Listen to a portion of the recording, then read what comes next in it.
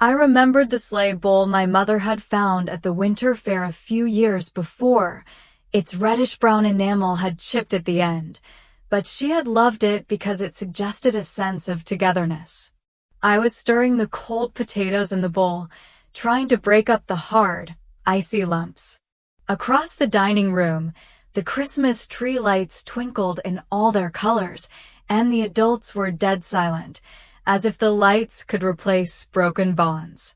The cold air outside the window seeped through the cracks in the glass and crept down my collar. The smell of cold meat and cinnamon candles was the same as always, but the old warmth was gone. Christmas, which was supposed to be a time of reunion, had now become a test of patience. Mom put the roast chicken on the table and glanced at the potatoes I had been stirring. "It's hard to swallow that way," she said in a voice as soft as a breeze. I swallowed my objection. Since Tom's accident, the kids and I had moved here, temporarily, while we sold our Dallas apartment. Dad always said everything will be fine, but never asked me what I really needed. He sat in the armchair, the remote clicking, the blizzard forecast, then the news of the chain of accidents caused by black ice on the highway. His veined hands didn't shake outside or inside. Dad always hid everything behind a layer of frost. Eli and Maisie whispered to each other under the tree, the multicolored lights reflecting in their eyes, but I knew they were listening more to the adults than the presents. At that age, children feel the cold air longer than their skin. Mom poured hot apple cider into Dad's glass, then turned to me. "How long do you plan on staying here? Tom's old place is probably still a good rent." I clenched my spoon and took a deep breath. "I'm still taking care of the paperwork, Mom. The paperwork will eventually be done. Women have to be strong. Steady." Mom used that word as if I hadn't tried. I was about to reply when a voice boom, echoed through the kitchen. The knocking was urgent, different from the sound of a holiday delivery man. I quickly put down the bowl and ran into the hallway. The wind blew snow into my face as the door opened, and before me stood a tall man, his leather jacket stained with dark red. He staggered, trying to keep his balance, then fell, holding onto the edge of the door. The cold and the scent of blood awakened my senses. I knelt, my hand pressed beneath the cut at his temple. The blood was warm and sticky. "Can you hear me?" Gray eyes opened half open, filled with mist, then closed. "I need towels. I need warm water." I shouted into the living room. Instead of footsteps, I heard my mother's voice, sharp and dry as an apple knife. "Don't let him in the house." I turned around. She stood in the doorway, clutching the hem of her wool coat, the floor lamp lighting her expressionless face. My father slowly got up from the armchair, still holding the remote. "Call the police, Cassidy. We don't know who he is." I shivered, not knowing whether from the wind or from anger. He was a man now, bleeding on the steps of their house, the house I had once called home. The snow fell harder, and the wind whipped across the porch, making the wind chimes jingle. I pulled the wool blanket from the shoe rack and wrapped it around his cold body. His fingers were worn, but I could still feel him clasping my hand weakly, as if asking for continued trust. "Mother still blocks the way. Do you intend to let children witness this? People could get sick, or worse, cause trouble." I looked into the living room. Eli was standing, eyes wide with panic, Maisie clutching at her brother's shirt. The floor lamp reflected off the young sheets, casting a light that reminded me that there were moments when the choices were no longer my own. "I'm not leaving anyone to die on the porch on Christmas Eve," I said softly but firmly, then turned to my children. "Get me a towel, quick." The wind at my back whipped up snow, leaving a thin layer on the carpet before my door, and I knew that, though the door closed behind me, I would not be alone. There were things colder than a blizzard, a heart that had closed itself to kindness. Under the cold, wet jeans, I could feel his body trembling slightly like a string touched by the wind. Blood seeped from his forehead, mixing with the white snow, forming red streaks like spilled ink on an unwritten page. I pressed the towel tightly against the wound, my hands soaked but still not feeling any warmth. In my head echoed my mother's old words, the last time I adopted a skinny stray dog. You always choose the lost children instead of thinking about your family. At that time I argued. But this time, I said nothing. I just did what I thought was right. Maisie, stay in the living room. Eli, give me the phone on the table. I called into the house. The wind whistled through the porch, whipping my hair to one side. Mother walked quickly, her face expressionless, but her eyes were burning. Cassidy, that's enough. He's bleeding, Mom. I can't let. It's none of your business. Her voice was dry. This is no place for people like that. I looked up. Dad was standing at the end of the hallway, still holding the TV remote as if it were a shield from all the trouble. You're right. Call 911. Don't make things worse. I stood up, not taking my eyes off my parents. What if it was Tom? If he was in trouble out there, would you let someone open the door? Father clenched his jaw. Mother turned away. They did not answer. I felt my breathing heavy like smoke from an unlit fireplace. What if I bring him into the house? My father looked at me as if he were seeing me as a stranger for the first time. Then you and the kids can leave this house. Tonight. No argument. No apology. Just an ultimatum, colder than the blizzard outside. I turned away. Eli was waiting, eyes wide. Maisie was still hiding behind the sofa, clutching her little teddy bear. Put on some warm clothes. Let's go. I wrapped a scarf around the man and told Eli to open the trunk. My two children's little arms trembled as I held them in the car. The cold air clung to the windows, so thick I wiped it with my sleeve. I tried to start it. The engine whined, then died. A second time, a third, finally it roared to life with the wind whipping against the body. I looked in the rearview mirror. My parents were still standing in the doorway. Neither of them said anything. They just stood there, like two stone statues in the middle of a snowy yard, not moving. I shivered, not from the cold, but from the truth that had just frozen in my heart. Home is not where one is born, but where one remains at one's weakest moment. The headlights illuminated the drifting snow. I gripped the wheel, straining to see through the sleet.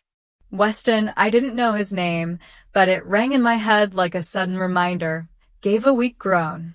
I glanced at him, his face pale, his lips dry. Hang in there. Almost there, I whispered to myself as if to reassure myself. Maisie whispered from the back seat. Mom, is he dead? I dare not turn back. No, honey. He just needs a doctor. Eli held his sister's hand. He didn't speak, but his eyes were full of fear. The car entered the emergency lane, a corridor of light through the storm. As I turned the wheel, I heard a soft fall, like a leaf hitting the ground. Looking down at the floor of the car, I saw a small leather wallet fall out of the man's jacket. It was dark, neatly stitched, and clearly not the belonging of a homeless person. I bent down and picked it up, my heart pounding. What had been so simple, helping an injured person, had suddenly become complicated. The dark brown leather wallet lay on my lap, soaking up the cold air that had lingered in the ambulance. As the paramedics wheeled the man's stretcher into the lit hallway, the wallet slipped from the edge of the blanket and fell to the floor, opening as if pulled by a magnet. An ID card was pushed up, the clear plastic frame faintly reflecting the fluorescent light. The words Weston Hays, the bold print, hit me so hard that my heart skipped a beat. That name, which had passed through my life in the form of Tom's nagging words when he was alive, now loomed over my knee, as if he were reaching out from somewhere to remind me not to forget. Tom once pointed to the evening news and clicked his tongue. That Hayes development guy, Cass. They'd bury the whole cemetery if it meant cleaning their tax records. I laughed it off then, thinking he was being dramatic. Now, the words came back, colder than the wind tonight.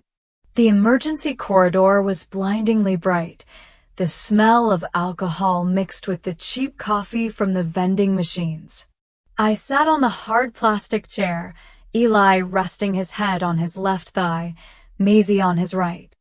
The Christmas lights hanging above the reception desk flickered lazily, trying to evoke a warmth that the place clearly lacked. The double doors closed behind the doctors and nurses, swallowing Weston, or rather, swallowing the mystery that was his name, into a no-go zone. A nurse with salt and pepper hair turned around, her voice small but firm. The patient's signal is stable, but we have to move him to the federal observation room. Are you related? I shook my head, holding the wallet in my hand, my mouth dry. I don't know him. I just saw him knocking on the door. She bent down to the card, her eyes widening slightly. This guy, never mind, she choked out, closing her purse. I saw her glance back at the counter, where two blue-uniformed employees had a brief conversation, then bent down to write something on a clipboard. I pulled out my phone. The hospital Wi-Fi signal was spotty, but Google still showed results after a few loads.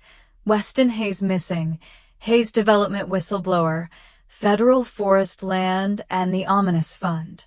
The headlines that Tom had once followed, which I had ignored, now rushed across the screen like a late wave hitting a lazy swimmer.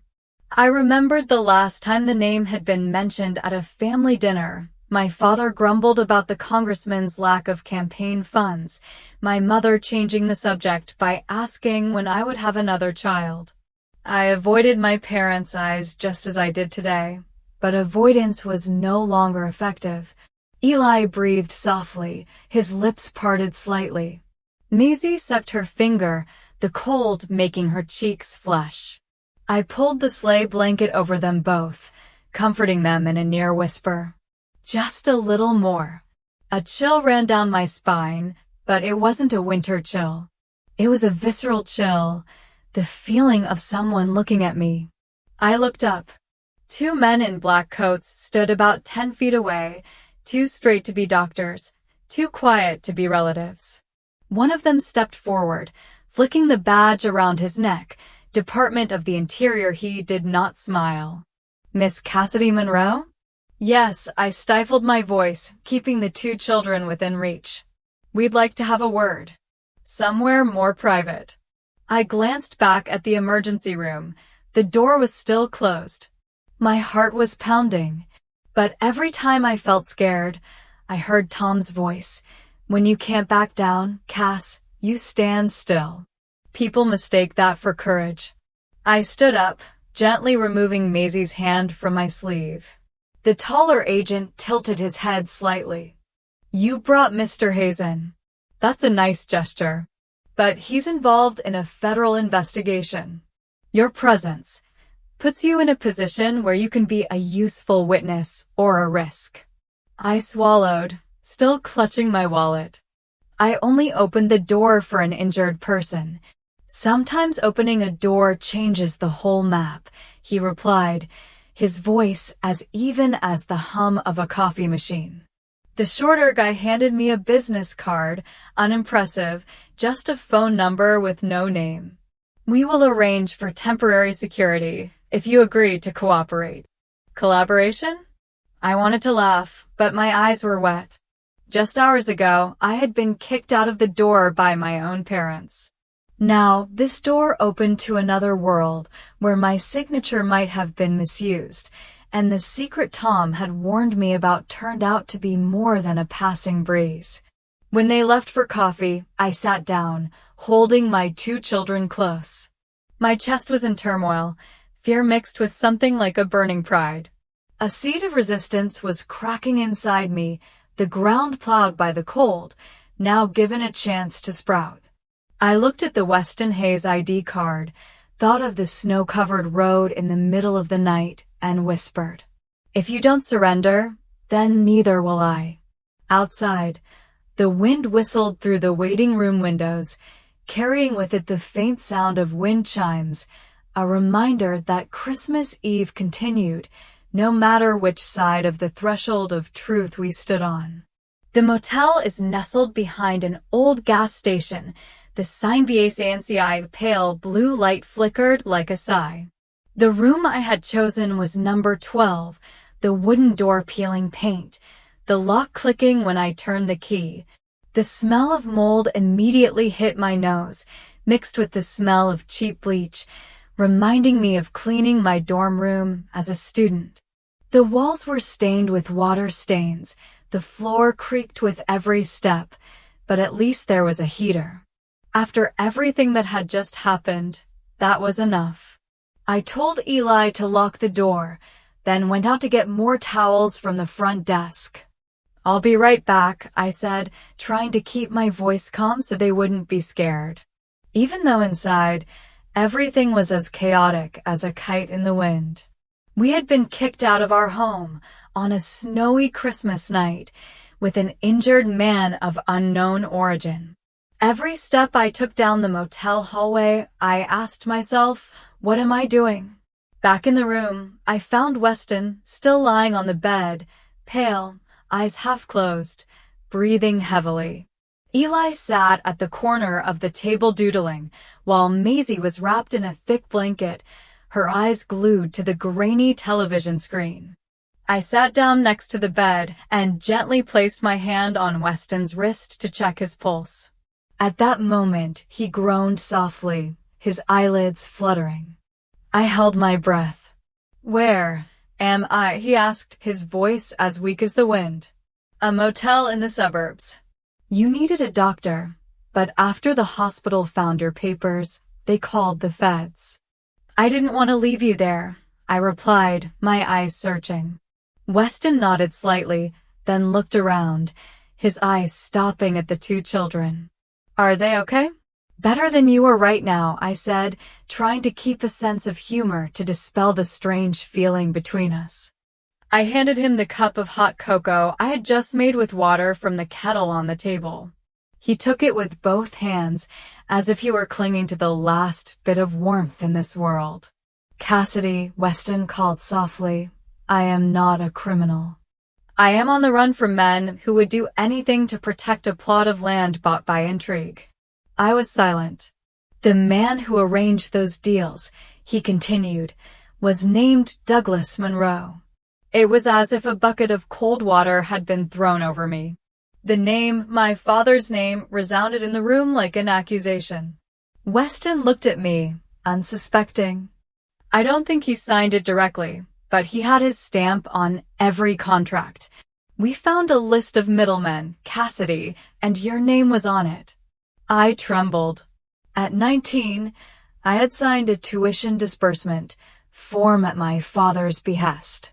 He had told me to hurry up and sign it to meet the deadline. Little did I know that I had signed a land transfer contract.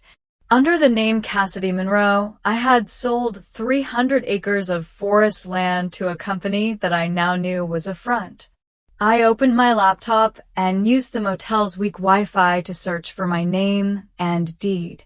The page that appeared was a PDF contract, signed by me, inexperienced, but undeniably. I turned to Weston, feeling both betrayed and confused. "It's not just my land that's being taken," Weston said, his eyes glowing under the dim fluorescent lights. "They take advantage of people like you, young, trusting, and not reading the fine print." I looked over at Eli and Maisie, asleep under the covers. My heart sank. If I stayed silent, Would my children be dragged into the same cycle one day? Weston placed his hands on the edge of the table, his voice firm. I owe you a debt of gratitude tonight. But if you're ready, I think it's time we took back what's ours. I nodded. Not because I believed Weston, but because I was tired of putting my head down. I had come far enough to know that if I didn't stop and face it, no one would. The motel clerk, a young man with a pea-sized nose ring, slid my card the first time, and the machine made a beeping sound. Beep dry. He looked at the screen, tried again. Beep second time. He looked up, trying to smile politely. Ma'am, card not accepted. I give the second card. Beep, refused. The same thing happened to both the debit card and the backup card. He lowered his voice. Maybe the bank locked it due to suspected fraud. They usually do that during holidays. I thanked him, stuffing the useless plastic into my wallet, my pulse pounding behind my ears. My heart took me back to that evening 2 years ago, right after Tom's funeral. My father said to me, "The puppet's account is like an old fishing line. Let me delegate management, and you'll worry less." I signed, eyes blurred with tears, not knowing that the string would bind me to this day. The sky was gray in late winter. I carried Maisie and Eli to the drugstore across the street to buy Band-Aids and milk. The store belonged to Elsie, a thin German widow who had stopped me to chat when I was pregnant. She recognized me and smiled, but when I swiped her card, her face fell. "Cass, the system says your account is temporarily locked. Can you use cash?" I rummaged through my pockets and found only a few coins left, blushing. She pulled the cash register curtain halfway down and lowered her voice. "Your father called me first. He said your finances were in chaos and advised me to keep my distance to avoid trouble." My heart sank. Instead of ice and milk, I asked for 2 packets of the cheapest cocoa powder in pennies, promising to return to pay. Elsie put her hand on the back of my hand, cold and trembling. "I believe you, but I still have this small shop to support myself." I returned to room 12. Weston was sitting propped up against a pillow, his eyes red but alert. He saw me tucking 2 packets of cocoa into my pocket and understood. "Is the card locked?" I nodded, putting the empty bag on the table. "My father controls everything. He says it's for my good." Weston gestured to sit down on the edge of the bed. The yellow light illuminated the white bands on his temples, making his tired face look more seasoned. "Last year, I investigated a chain of shell companies that bought cheap agricultural land and then transferred it to investment funds. My name was removed from the payroll and my account evaporated overnight. I understand the feeling of having your lifeline cut off." I smiled faintly. "Do you know how to survive?" "Yes." Weston lowered his voice. "An old friend, a forensic accountant, owes me a favor. Not officially, but he's as good at tracking money as a hunter is at tracking deer." I leaned back in my chair and glanced over at my 2 children coloring in the corner. Crayons had smeared onto my daughter's sleeve, a tiny stain that reminded me that they needed me to be strong, not polite. I opened my laptop, went to the bank page, a bright red message, "Account temporarily frozen according to guardianship agreement number. Signed by Douglas Monroe." I clicked on authorization. A PDF appeared, the power of attorney I had signed, giving my father the authority to manage all transactions for the welfare of the family. In the appendix, the name Clinton Farms, a parcel of land in the Highlands I had never heard of, transferred by the digital signature of Cassidy Monroe. I pointed at the screen to Weston. He nodded, squinting. He used her name as a front to launder money from agricultural land. Land was not an asset, but a pawn. When he sold the land, the money went into his own fund, and her name was on it, so the records were clean. He still held the reins. My blood was roaring in my ears. The musty smell of the room was gone. Only the metallic scent of anger remained. I closed the laptop and looked up at Weston. Can I get it back? If you have original evidence and a bold enough accountant. Yes, I nodded, feeling like I was pressing the start button on a bulldozer, ready to plow through the tracks my father had left behind. Late that night, Weston called an anonymous number, spoke a few short sentences to the person on the other end, and quickly read the symbols. He hung up and turned to. He will come at dawn. But before that, he looked deep into my eyes. I need to know. Why you? Why is your family in the middle of this storm? I held my breath, looking at the shadows of my 2 children sleeping curled up under the striped blanket. I want to know too. And I will ask my father directly, when I have enough evidence and enough money to buy breakfast for my children. Weston nodded, a fierce light flashing through his tired eyes. Outside, the wind whipped the CDVS and made the lights flicker, but I understood. Tonight the light of determination in both of us was turned on, and my father could hardly turn it off again. Carla used to joke that if I called her in tears, even in the middle of a meeting with the governor, she would excuse herself to go to the bathroom and disappear. I didn't cry this morning, but my hoarse voice from staying up all night was enough to make Carla drop her state budget papers and drive 40 miles over the icy mountain pass to meet me. Coffee shop Pine Co nestled next to the town's ski slopes. Inside, a pinestone fireplace smelled of warm pine and thick pine chairs with checkered cushions. Photographs of skiers hung on the walls, along with a frayed map of Jackson Hole. Snow was falling sporadically by the windows, and pale sunlight shone on the oiled table. Eli and Maisie sat in the corner of the carpeted play area, pushing a toy train around the edge, occasionally glancing over to see if their mother was still there. Weston, his head wrapped in a thinner bandage, sat on a bench against the wall, a mug of black coffee in one hand, his eyes trained on the window with a wary eye. He said he would leave Carla and I alone, but his quiet presence was an anchor that kept me from rocking. Carla came in, her gray coat covered in snow, her red hair tied loosely. She didn't greet me, she just opened her arms and hugged me tightly, just like when we stayed up all night studying for the Constitution. When she sat down, she brushed away the snow from her hair and opened her career tablet. "Send me 3 parcel numbers and a power of attorney," she said quickly, her fingers swiping across the screen. "I'm in the state database." "Hang on." On the table, cinnamon coffee steamed and mingled with the scent of baked apples. I clasped my hands around the mug, feeling my heart pound with every touch of Carla's fingers. Finally she stopped, frowning.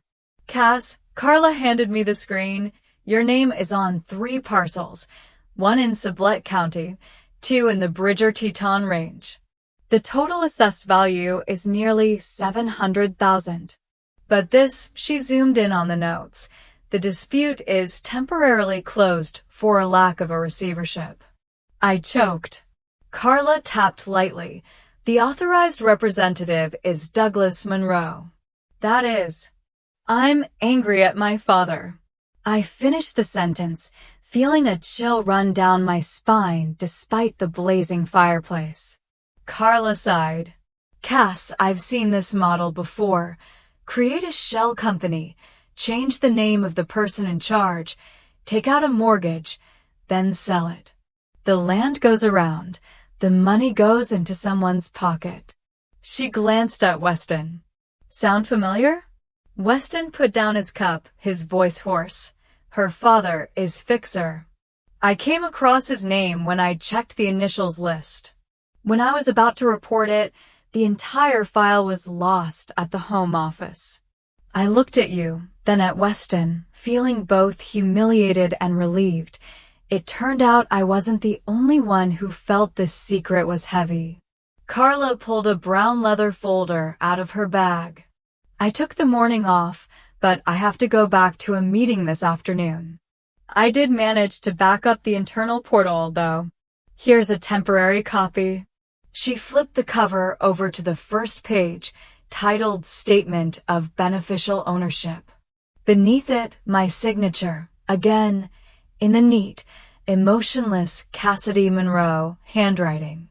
I'm not signing, I said softly but firmly. Carla nodded. I believe it. The problem is that to prove it is a forgery, we have to compare the original handwriting data. We can apply for a warrant, but when we start, the others will smell the noise. The other one? I asked. The companies that hold the promissory note, a law firm in Cheyenne, and the Federal Forest Department. They're used to closing cases for lack of documentation. If you stir things up, they'll shut up early to avoid the compensation. Carla sipped her espresso, her face darkening. If you go big, Cass, they'll strike first. I put down my cinnamon roll and looked across the playroom. Eli was showing his sister how to paint the icing blue. They still trusted their mother to handle the adult world. I pursed my lips and turned back. Then I'll go first. Carla raised an eyebrow. You have a plan?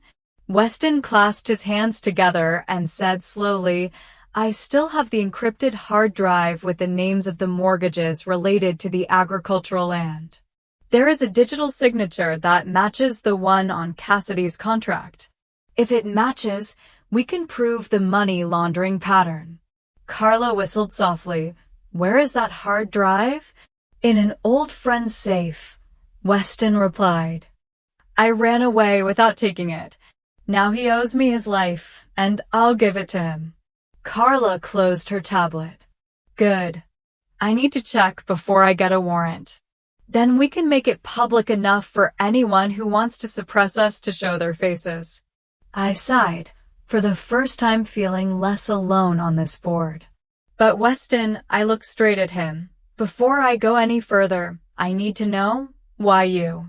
Why is my family in the middle of this storm? Weston leaned back, his eyes on the window where the snow was drifting. Because, he said, his voice warm and tinged with pain, I lost everything when I opened my mouth. And the first person to sign the petition, to help them clean up the papers, it was you, even though you didn't know it. They used you as a shield. He paused, placing his hand on the table near mine. Now, if you want to remove that shield, I'll tell you everything I lost and how to get it back. I looked at his calloused hands, then at Carla, my friend who had put her trust in me unconditionally. Outside, children were laughing on the ski slopes. I took a deep breath, smelled the warm pine, and understood. My father's silent game was overdue. Before leaving the table, I said clearly, Then let's begin. And this time, I won't sign anything in the dark. I grew up with dirt under my fingernails and oil in my lungs, Weston said, staring out the motel's tiny window. Outside, the winter night stretched silent, save for the streetlights that flickered through the snow. I knew what land meant, before I knew what politics meant. The room was all we had. Eli and Maisie were fast asleep, curled up in little cocoons on the other bed, their hands clasped together as if the world outside might shatter at any moment. I leaned back in the rickety wooden chair, pulled my woolen robe close around me, and listened to him. For the first time, I listened not just with my ears, but with a growing trust. My family had 300 acres of beans, Weston began. My father was a tough guy, but he believed in the land like other people believe in God. We weren't rich, but we had the land. We had the say, until they came. I didn't ask who they were. I gradually understood. First there was an investment invitation. Then they offered to withdraw the urban renewal. Then suddenly, the tax bill increased. There were strange signatures on the papers. When my father protested, the documents were lost. And by that winter, we had lost everything. I saw Weston's hand tighten as if he could still feel the pages of earth leaving his family. After my father passed away, I worked for a government land management organization, pretending to be about conservation, but actually clearing land for underground projects. I didn't know it at first. I just needed a job. Weston's voice dropped, seeming to draw the room into darkness. Then one day, I was asked to go through the pending files. There were dozens of names. Cassidy, do you know how many signatures came from dead people? How many properties changed hands without the previous owners knowing? And when I looked it up, your name was there. A living person, but the title to a property they never set foot in. I swallowed. And what do you do? I filed an internal report. 3 days later, I was fired. A week later, my apartment was ransacked. Computers, hard drives, everything gone, except for a copy I hid in an old toolbox at a friend's house. And then, I was hunted. He sat still. I heard his breathing, slow and steady, but not at all peaceful. We didn't just lose our land, Weston said, still looking out the window as if searching for his father in the darkness. We lost our power. I thought I was just some unknown technician who cared. But when your name came up, everything changed. I sat up straight. Why is my name so important? Because she is a legal citizen, has no criminal record, is well-educated, a single mother, a clean record. They use her name to legalize dirty property. She is a white shield. And when a white shield speaks, the whole system trembles. I was speechless. The feeling of being used was no longer a vague resentment, but living, tangible proof.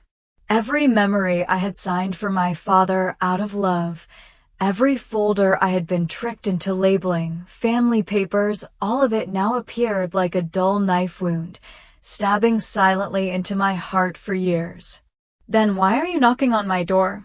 I asked. Where else could you be? Weston looked at me. There was no resentment, no drama.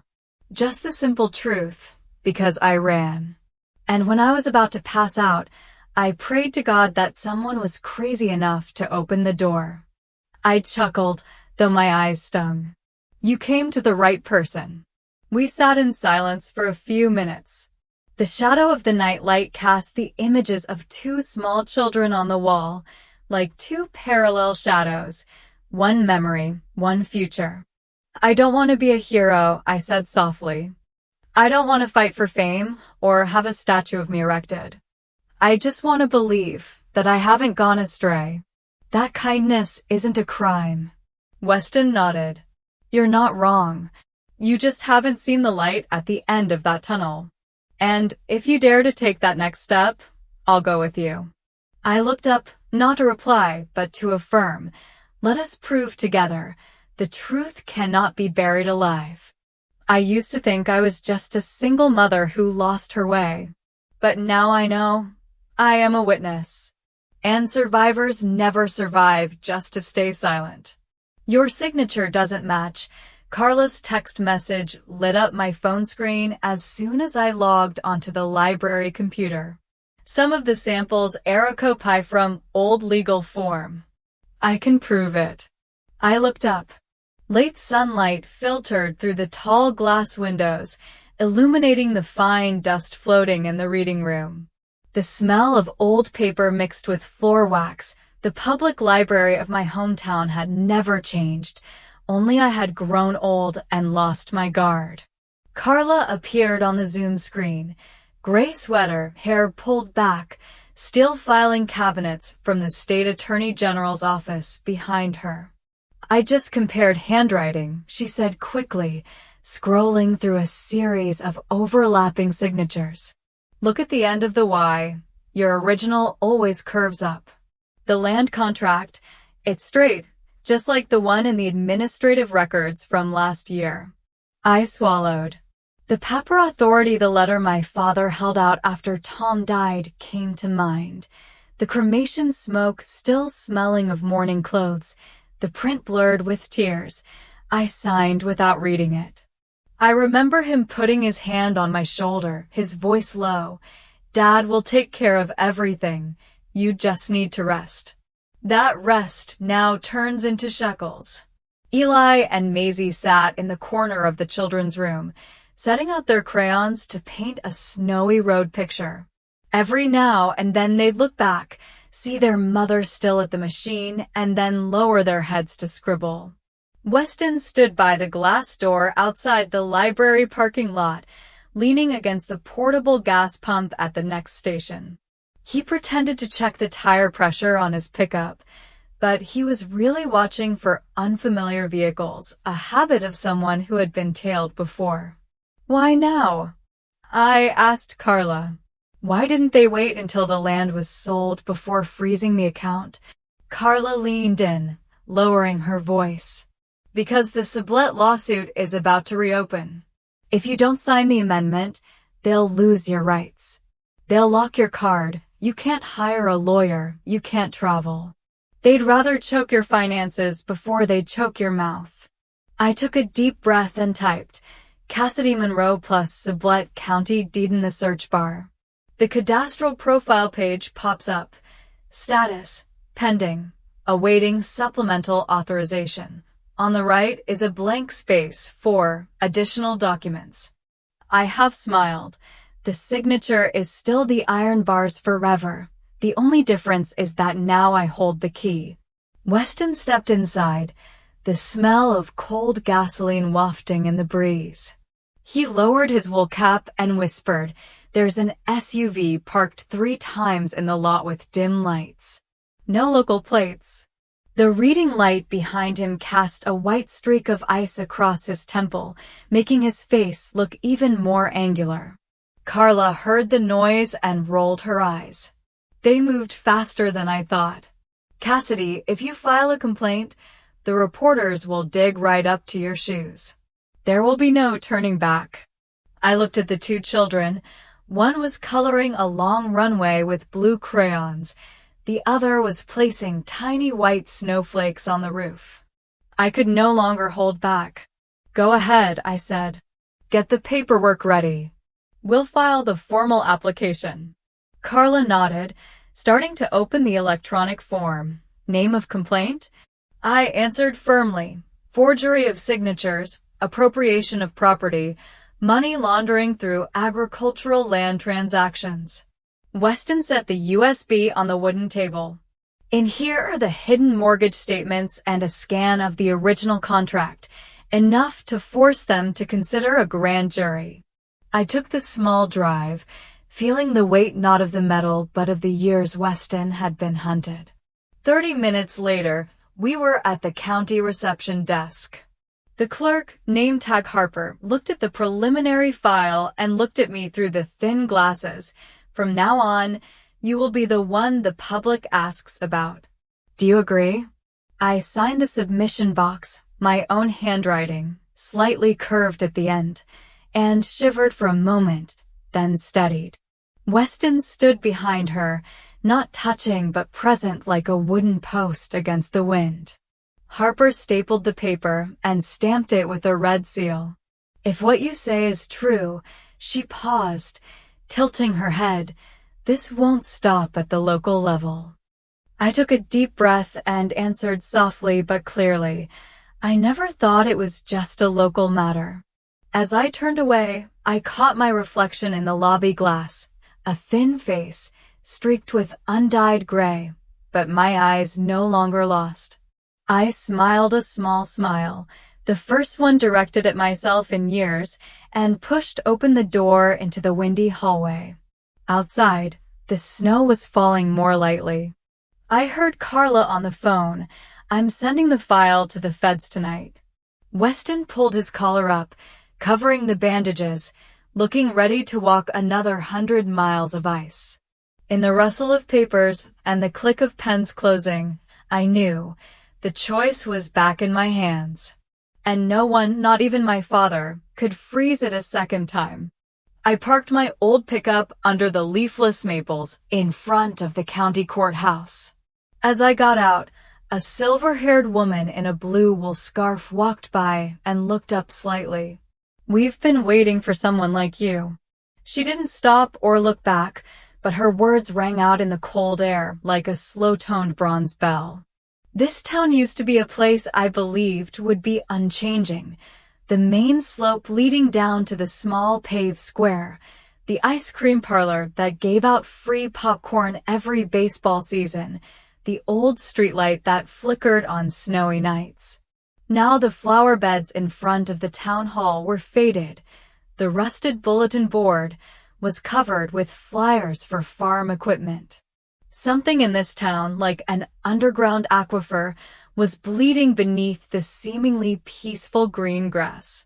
Holding his sister's hand, Eli followed me up the stone steps, his eyes darting around as he tried to piece together Christmas memories with the bleak winter landscape. I took a deep breath and opened the heavy wooden door to the storage room. Inside, the boiler was humming, and the smell of damp paper and glue mingled with the smell of wood. I handed over the request for a copy of the zoning map. The young secretary with the chain-link glasses read my name, then paused. I saw her glance quickly at the bench where 2 old men with white hair were chatting. One of them recognized me and lifted his cap to greet me. It was Aunt Ruby, the neighbor who had taught me how to saddle a pony when I was 14. She came over, her voice hoarse from smoking. "You're back, Cass?" "Yes, I need some files," I replied, trying to keep my voice calm. He bent down lower and whispered. "My wife lost her land after signing the same paper as the girl." I didn't dare sue because the paper had my hand on it, but I knew that piece of land had never left my hands until the envelope appeared. I tightened my grip on my bag. I wasn't the only one being pushed out of the decision. Behind us, the elementary school teacher, Mrs. Jean, was shaking with her cup of coffee. She touched my shoulder lightly. "Monroe girl, don't let them silence your voice. The younger generation needs someone to break new ground." The words were warmer than a heater. I signed the receipt, received the stack of rezoning maps posted in 2016. The paper was yellow with age, the ink faded at the corners, but the red boxes marking the tracts of land around town were still clearly visible. The owners' names were faintly printed, and among the familiar-looking names, the line Cassidy M. Monroe appeared on land I had never heard of. On the margin of the map, a pencil scrawled the words, Phase 1 Trial, Residential Restructuring. I stood still, listening to the sound of my heart and the zipper of a stranger's coat at the same time. The image of my father, his eyes, not angry, not loving, just cold as a report, came flooding back. Could it be that the village I loved had become a backyard for someone's game? I picked up the phone and called Carla. On the second ring, she picked up, breathing heavily, probably in a meeting. "Are you okay, Cass?" I found the zoning map. My name is on a strange plot of land, marked Phase 1 Test. There's a chance they're using the whole town as a transfer model lab. Carla was silent for a moment, the sound of paper rustling through the speaker. If so, this is no longer an individual case. It is a collective action, civil rights, income discrimination. Pushing it to the federal level is certain. I guess they are targeting the elderly, less vocal community.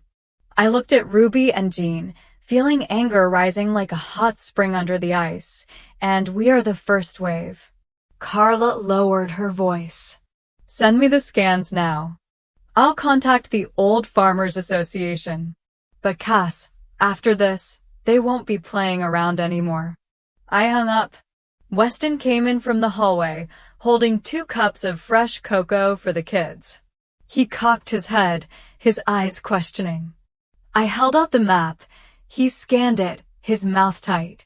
Wordlessly, I knew he had seen the familiar pattern in his stolen database. I picked Maisie up, placed a warm cup of cocoa in her hands, and turned toward the door. The woman in the scarf stood on the steps, nodding at me, her gaze both hopeful and sobbing. I smiled back, feeling for the first time that my voice was no longer alone. And as the wind blew through the small street, the snow brushing sharp edges against my cheeks, I knew this battle would be bigger than I thought, as big as the silence of an entire community. A text from Carla popped up just as I was buckling Maisie up.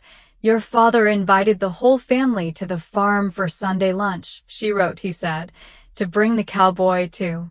I sat motionless for a few seconds, my heart racing. The last time I'd had lunch with my parents was at Tom's funeral, when my father had stood by the casket the entire time, not a word of comfort, not a hug.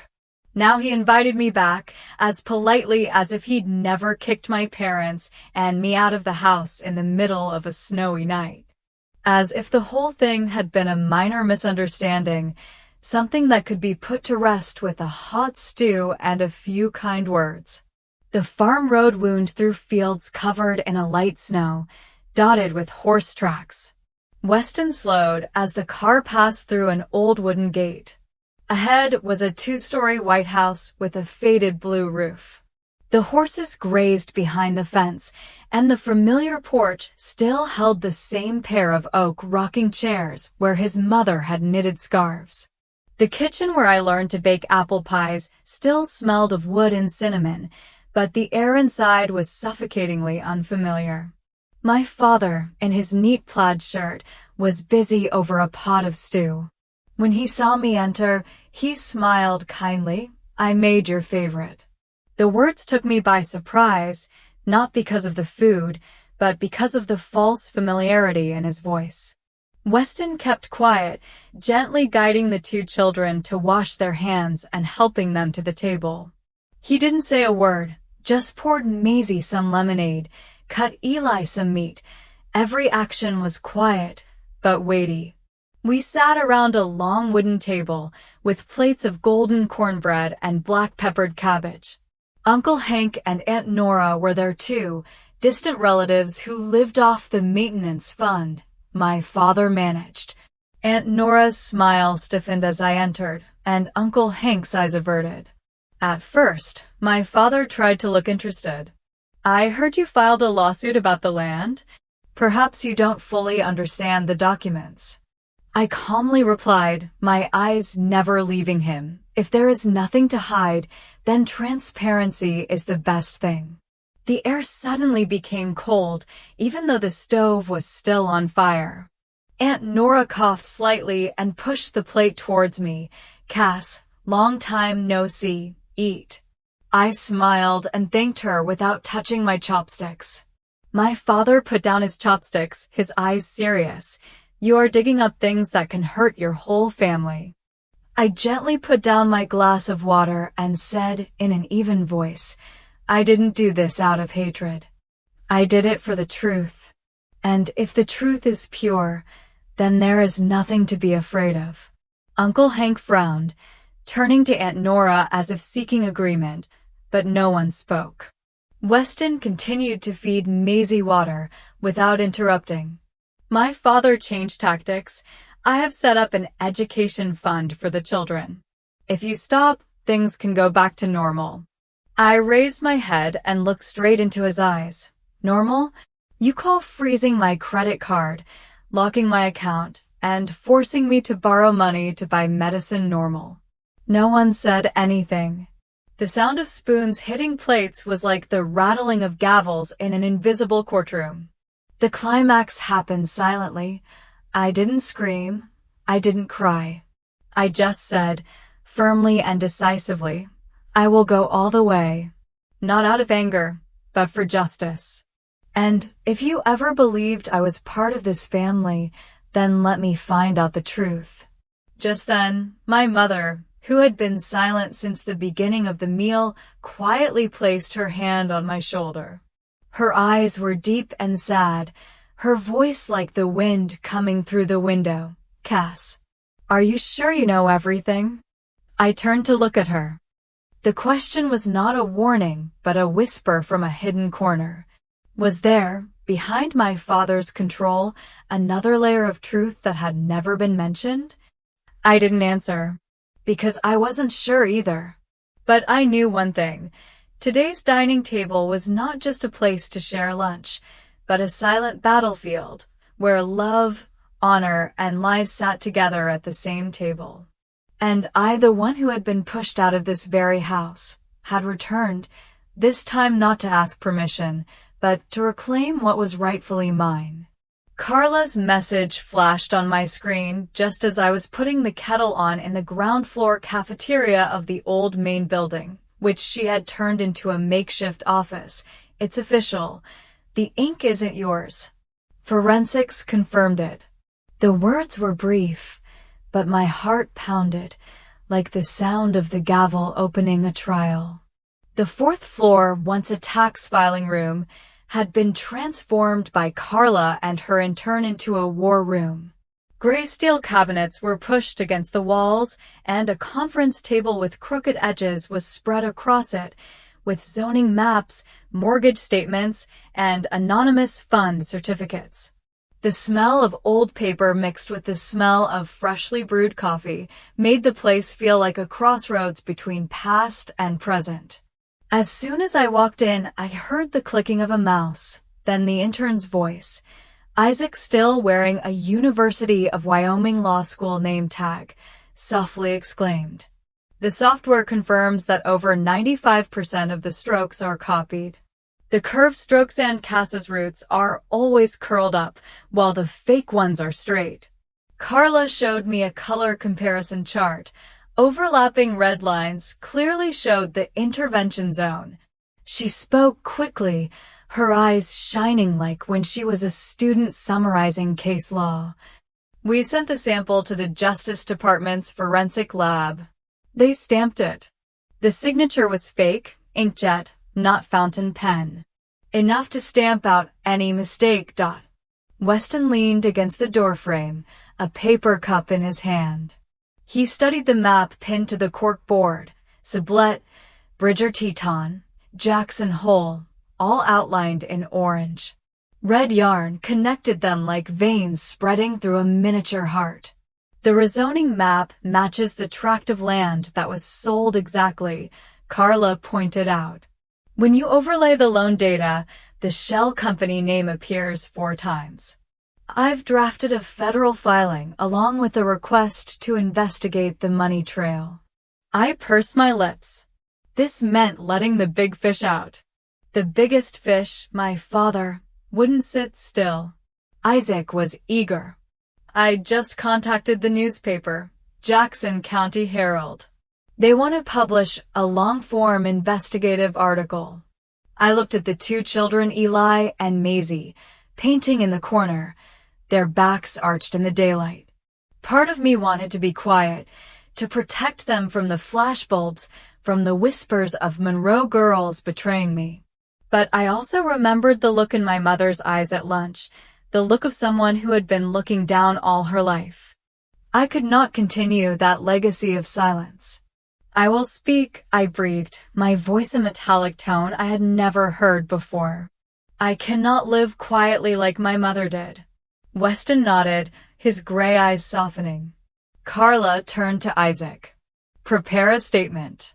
But remind them, no children are to be named." The landline rang. Carla picked up, listened, nodded, then handed me the receiver. "Herald editor, short interview on tape." A deep female voice echoed through the line. "Ms. Monroe, we would like to confirm your assertion that the signature is forged." "Yes," I replied firmly. "So are you willing to go to court if necessary?" "Ready." The truth is not afraid to be displayed. I hung up and sank into my chair. It felt like stepping out of an ice cave into a firestorm, cold for my opponent, hot for my own determination. Weston put his hand on my shoulder, no words, just the warm weight of a companion. In the afternoon, we packed up our copies of the file, sealed them with red tape, and signed by all three parties, the attorney, the medical examiner, and me. Carla drove straight to the Federal Post Office and sent them to the addressee express.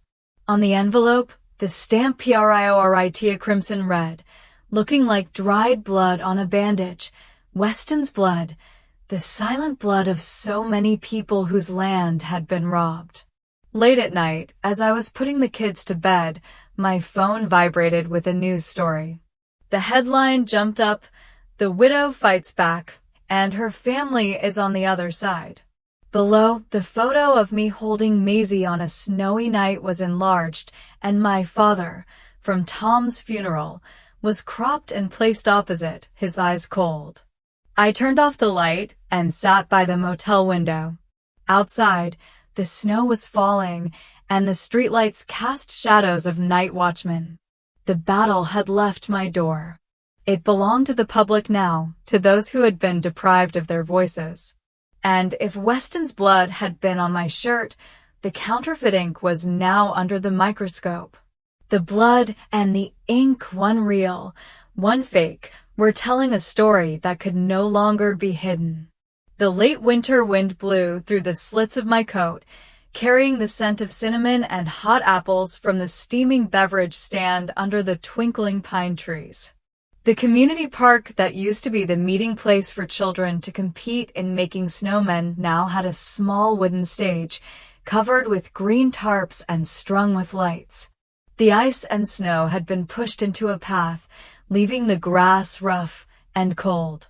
I stood by the butter cookie stand, clutching my glass of cider, my stomach rumbling despite the alluring honey-rich aroma. Last night, the newspaper Herald published "Widow Fights Back" and "Her Family on the Other Side."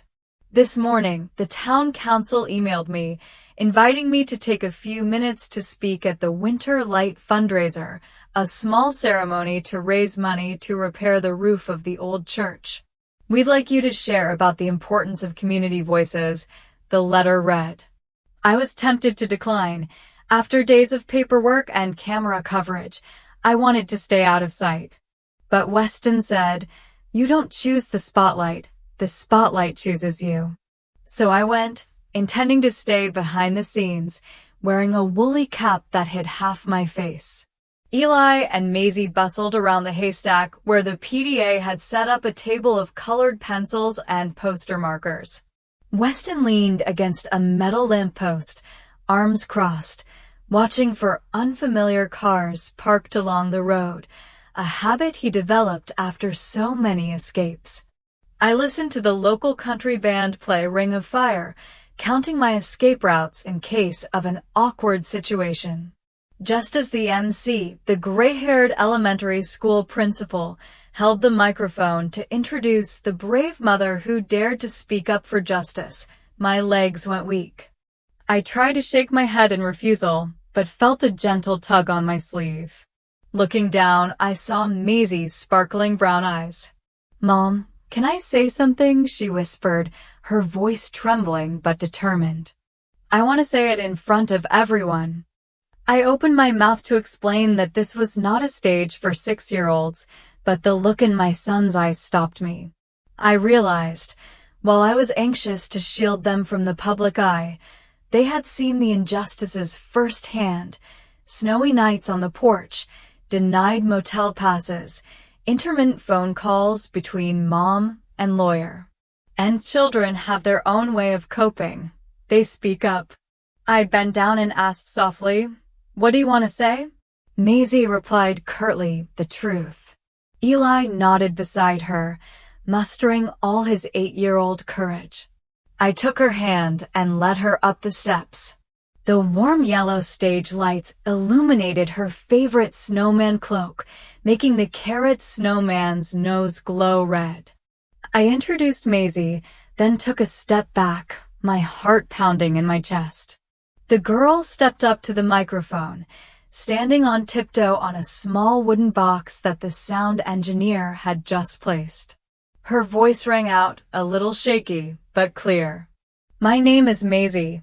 My mom helped a stranger who was hurt, and then my grandpa kicked me out of the house. But my mom said the truth was more important than staying warm. She said if we kept quiet, no one would know someone was being bullied. The park was silent. I saw the principal's lips pressed together. In the corner, Ruby, who had told the story of her wife losing her land, wiped her tears away. My breath caught, both from pity for my child and from pride. Maisie paused, looking down at me. I smiled encouragingly.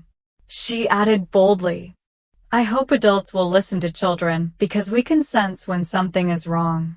If my mother does the right thing, please don't scare her." The final note lingered on the speakers and applause erupted, not politely, but in a torrent that broke through long-standing ice. The person in charge of the music player forgot to play the next song. The wind whistling through the pine branches mingled with the long applause as if affirming it. A woman in a red coat stepped forward and presented the little girl with a snowman lollipop, saying tearfully, "You're so brave." I hugged Maisie, silently thanking her for voicing the fears I'd carried for so many years. As we stepped down, Weston touched my shoulder lightly.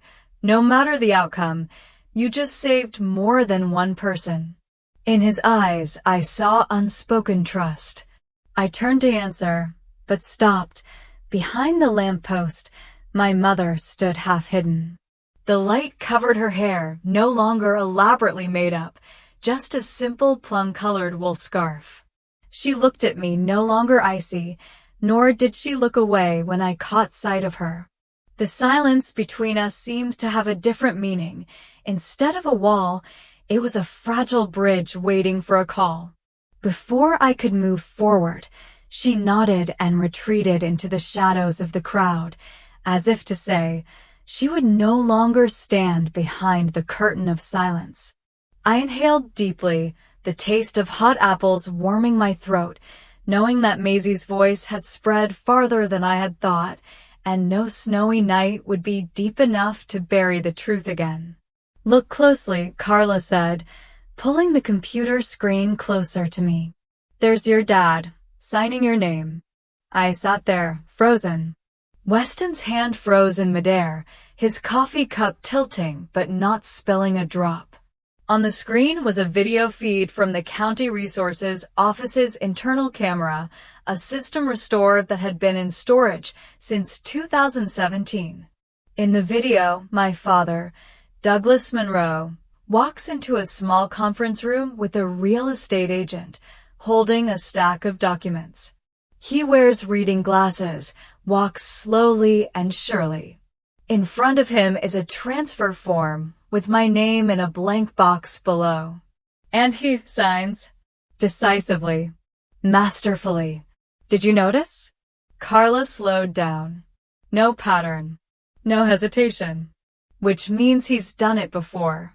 My heart was pounding so hard I could hear it in my ears. Weston put his hand gently on my shoulder. I took a deep breath and said out loud, "You not only betrayed your daughter, you betrayed the law."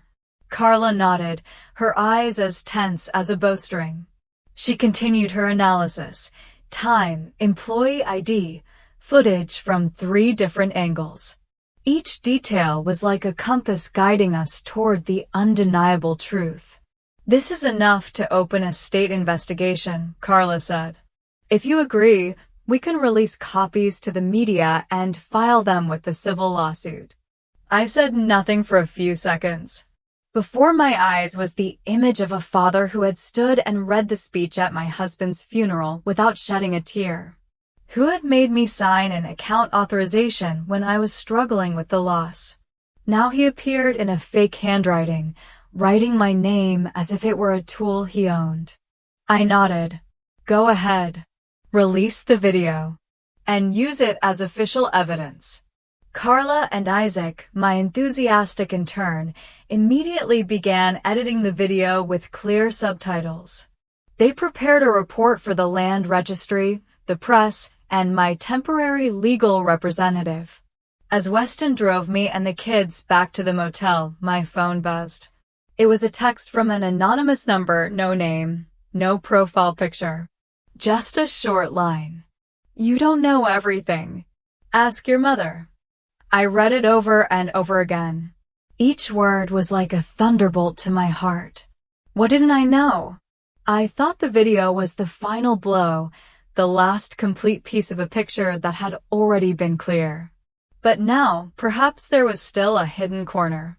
Could my mother, who had been silent all this time, who had only touched my shoulder lightly during lunch without saying anything more, hold part of the key?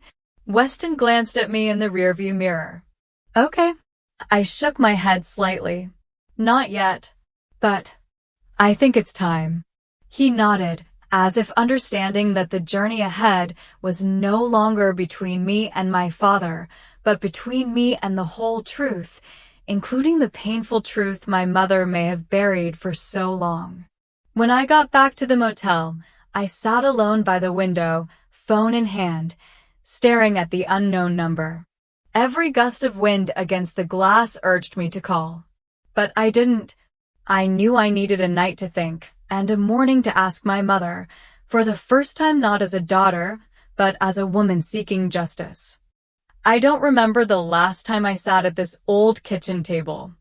I must have been 19, just leaving home for college.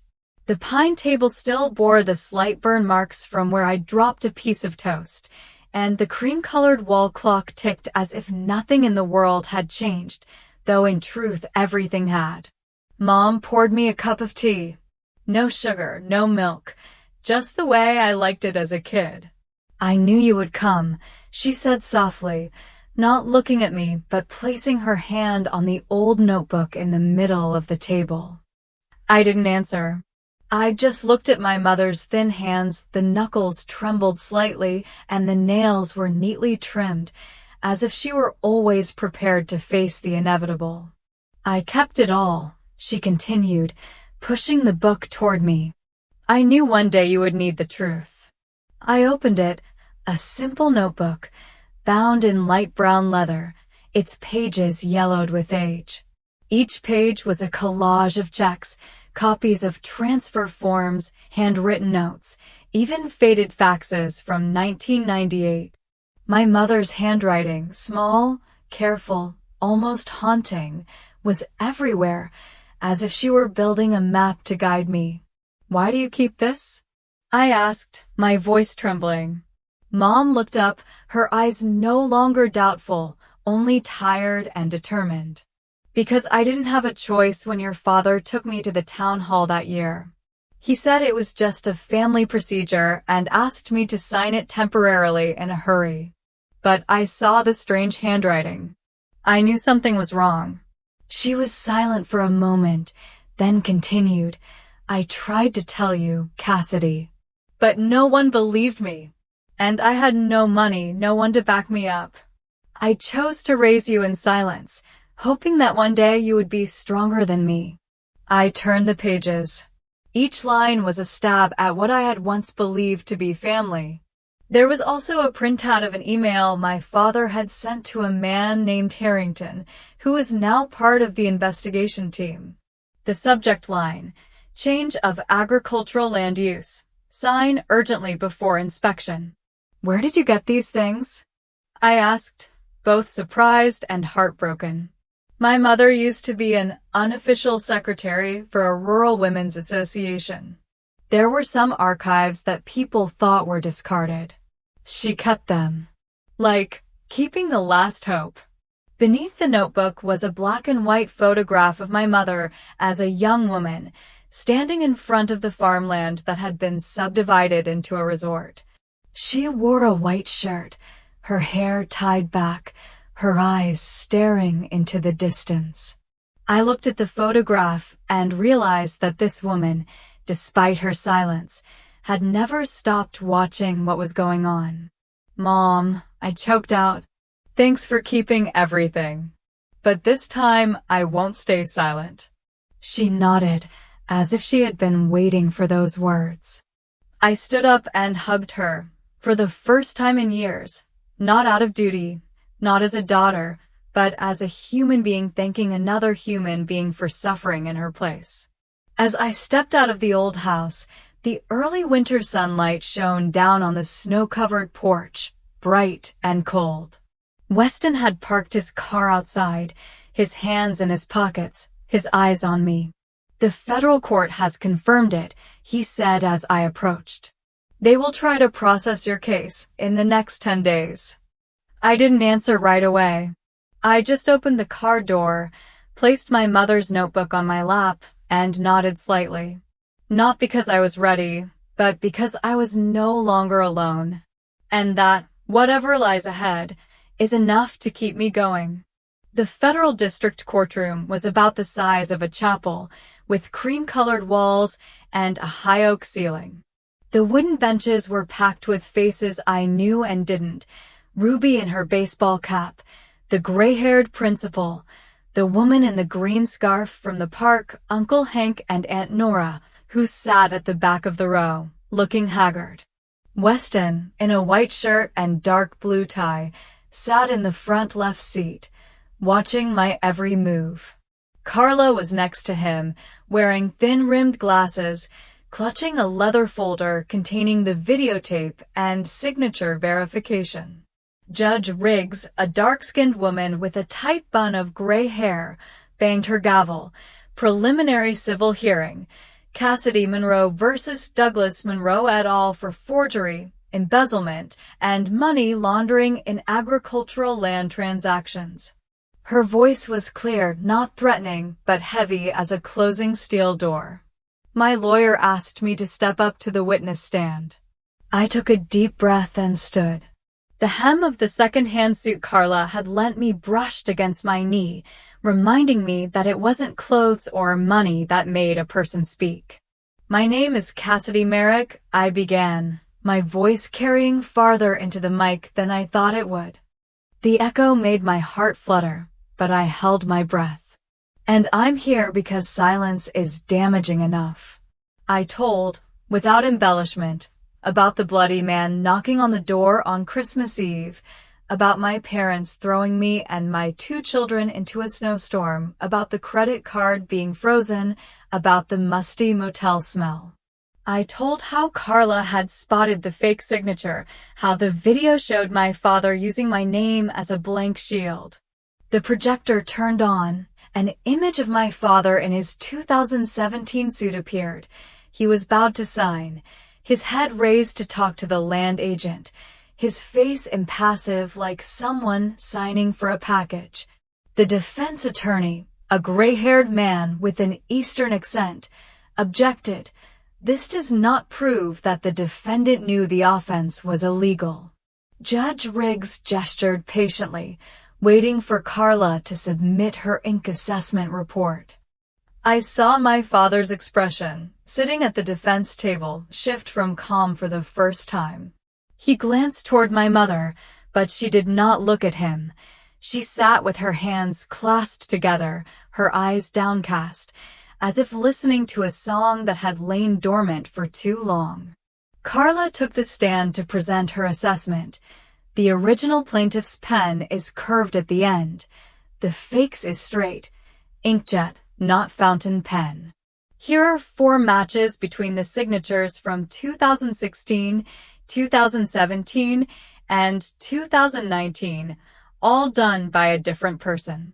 She pointed the red laser, marking each magnified angle. Behind her, murmurs erupted and died as the gavel struck. Weston was called as a witness. He testified about the farmland being taken, how my father had appeared in a string of shell companies, and how he had been hunted down by the Internal Alert. He spoke slowly and clearly, his southwestern accent laced with the smell of prairie dust. Cassidy opened the door for me. She didn't profit, she lost almost everything. I'm here because her integrity pulled me out of the ditch. The defense attorney tried to prod. Did you have a relationship with the plaintiff? Weston replied calmly, I owe her my life, but facts are not influenced by emotions. The audience erupted in soft applause. The gavel rapped again, but the applause was enough to carve itself into the air. Late in the morning, my lawyer asked to briefly play the recording of my father calling the bank to request a freeze for the safety of the family. The forensics confirmed the voice. My father's face was pale. He stood up to ask the court to speak, but his lawyer stopped him. The judge did not allow it because it was not his turn to argue. He sat down heavily, his fists white. When all the preliminary evidence had been presented, Judge Riggs slowly concluded, "The court hereby orders that all transactions, mortgages, and transfers relating to land owned by Cassidy Monroe or operated by related entities be suspended.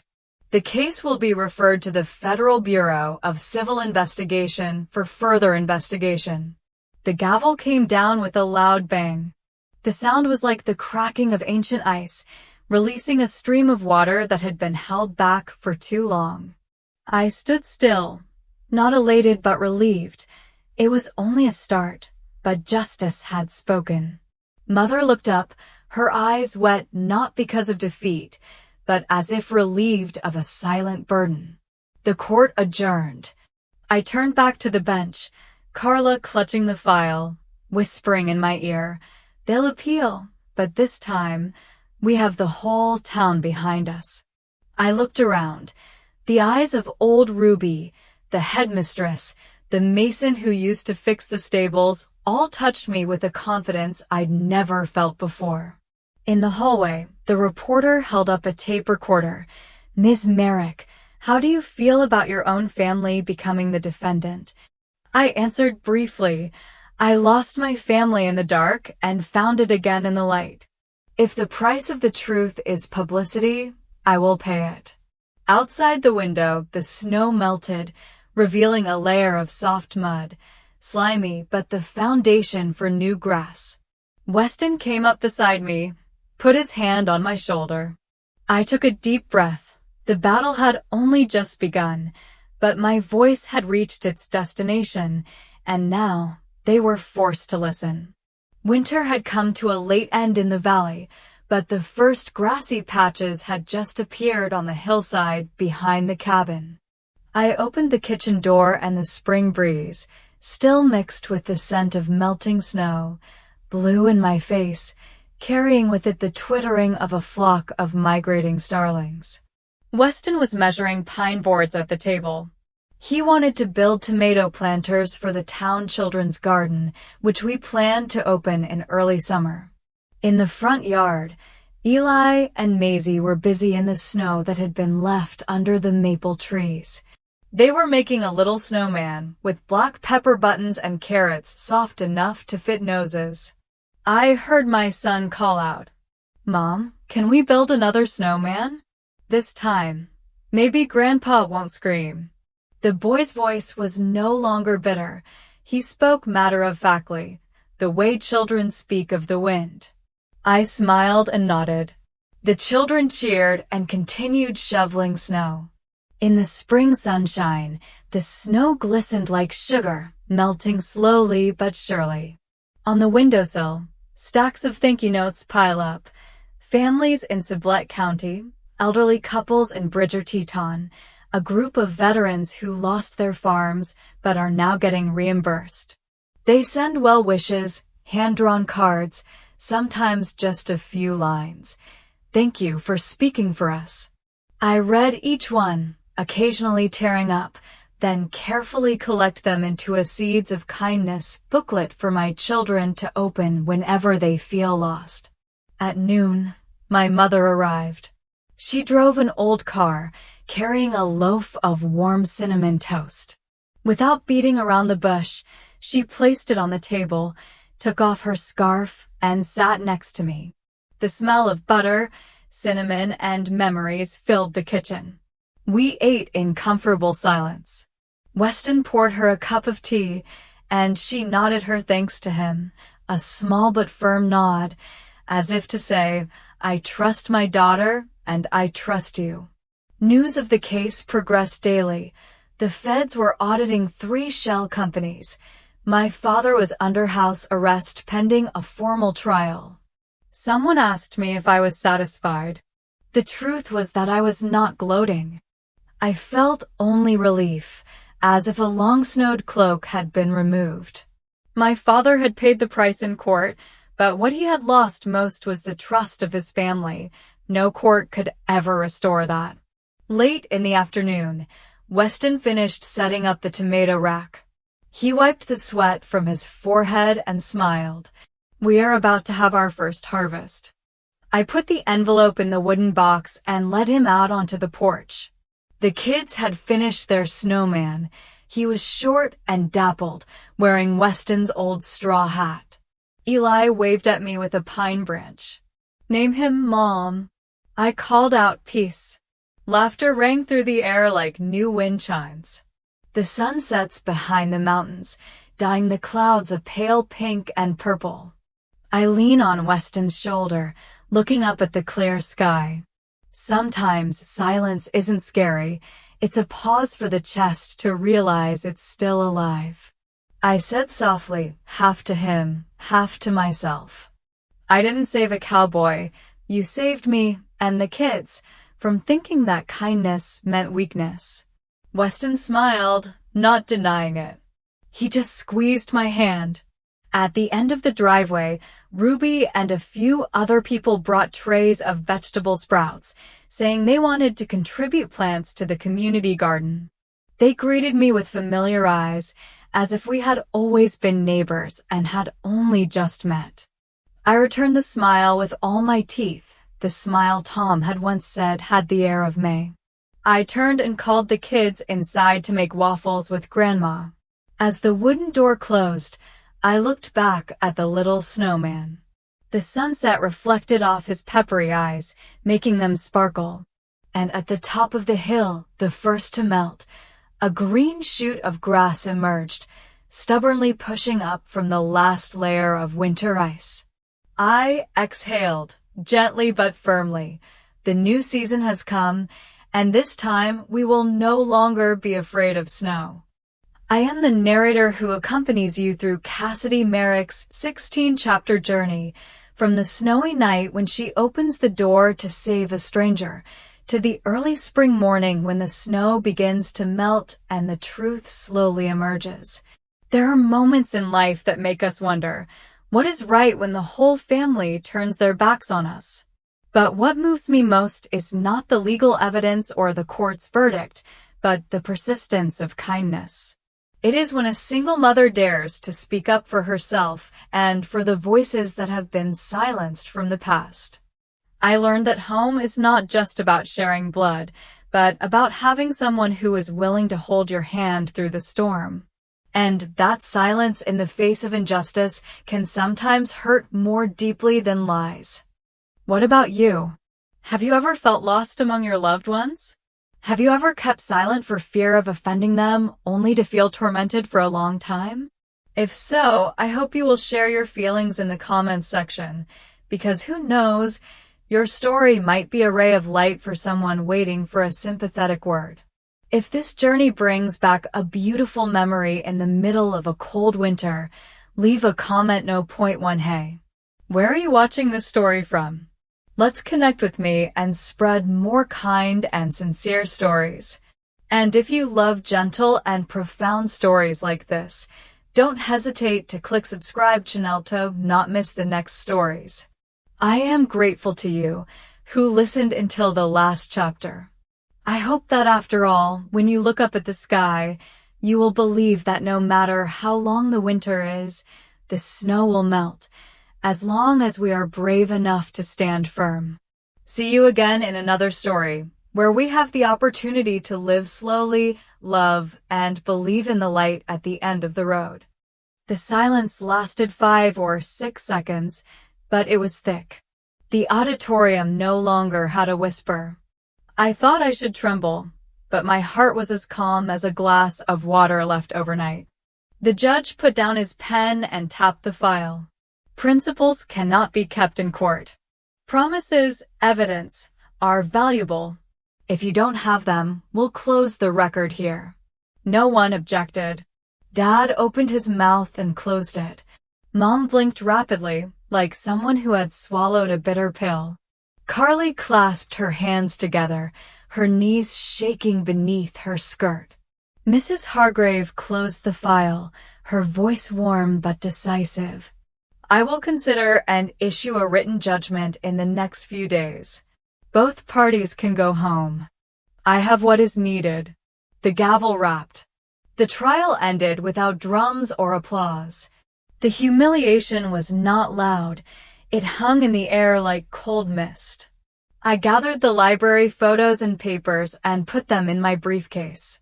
On the other side, Mom gathered her coat and called Carly softly. I walked past, not trying to meet their eyes, but I heard Dad blurt out behind me, to whom I didn't know. She will understand. One day she will need us. I don't look back. That sentence is so familiar it's worn out, but now it's as light as the wind because it has lost its anchor in my heart. Leaving the courthouse, the sky was still gray but not raining. The ground was wet with a cold, dusty smell. I pressed the phone. No notifications, no messages, just an empty ring. But in that emptiness, I heard a very small echo, the sound of invisible debt chains, when not legally bound, falling with a clang somewhere in the hallway behind me. I looked at the row of maple trees at the end of the yard, golden against the leaden sky, and a simple thought flashed through my mind. There are truths that need no advisors, no speeches. They stand on their own weight. And sometimes, just one timely question is enough to humiliate a castle built of empty morality. I pulled up my collar and walked quickly toward the parking lot, suddenly feeling my shoulders lighter than the weight of my briefcase. Now I only had a few days to wait, a few days for a verdict that everyone probably knew implicitly, even those who refused to look at the promise that never existed. The rain poured from afternoon until late at night, falling continuously on the corrugated iron roof of the porch like someone was playing a metal harp. The only sound was Milo snorting under the table, occasionally changing position, rubbing his muzzle on the jute rug. I sat alone at the dining table, lit only by a warm yellow, incandescent lamp. In front of me was a letter-sized piece of paper and a blue fountain pen, a birthday present from my mother when I was 16. The pen touched the paper, the ink spread smoothly, but my fingers trembled slightly. Strangely, my heart was as calm as the surface of a lake after a storm. The trembling was just a reflex of the hand muscles, not of panic. I wrote, "Mom, I'm not angry. I'm tired, and I'm sad, but I'm not angry. For many years, I thought if I worked hard enough, if I was good enough, my mother would see. I thought the formula was as simple as 2 + 2 is equal to 4. It turns out, people's hearts don't follow the rules of addition and subtraction." The writing was tilted slightly, slanted 15 degrees to the right, a habit I hadn't broken since my SAT essay practice. Outside, the rain was blowing hard, the wind forcing water against the glass panes. Milo raised his head, his uneven ears blinking toward the sound, then obediently laid his head back down to sleep as I whispered, "Good boy." I remember that winter night my sophomore year of college. My dorm room had a leaky window, and the wind was blowing, causing the thermometer to drop close to freezing. I called my mom and asked if I could leave my old down comforter in the attic. Her voice was as soft as a phone bill. "You must learn to take care of yourself, Mara. In life, it takes a little cold to appreciate warmth." I hung up the phone, wrapped myself in 3 layers of sweaters, and was still so cold that my hand was shaking as I marked the lecture notes. I wasn't angry at that moment. I just promised myself not to ask again next time. The pen stopped. I unscrewed the ink cap and continued writing. Mom often said that family is a roof, but a real roof does not set conditions before it protects from the rain. Mom wanted the house I bought for someone else to live in because she thought I could easily buy another one. I understand, because in Mom's eyes, I am an independent daughter, so that independence becomes proof that Mom does not need to protect me. I still love you, Mom, in a different way. I will not return to the kitchen of unconditional demands for me, but with hidden conditions for me. I do not want to continue living the negotiation that lasted throughout my childhood. The ink dried. The light reflecting on the paper turned a honey color. I put down my pen and leaned back. Milo leaned forward on his 3 legs, put his head on the chair leg, and half closed his eyes. The sound of the rain lulled us into a pristine silence. I folded the letter neatly and put it in a cream-colored envelope, but did not seal it. My chest felt light, as if someone had untied a stone from my lungs. Looking at the envelope, I suddenly understood. This letter was not meant to be sent. It was meant for me to read aloud to myself, to affirm that I had tried my best to ask for sympathy, and then declare a new limit. No more. The wall clock clicked as the minute hand reached 12. I stood up, took out my lighter, and opened the narrow window over the sink. The cold wind rushed in, carrying steam straight to my cheeks. One hand held the envelope, the other lit the lighter.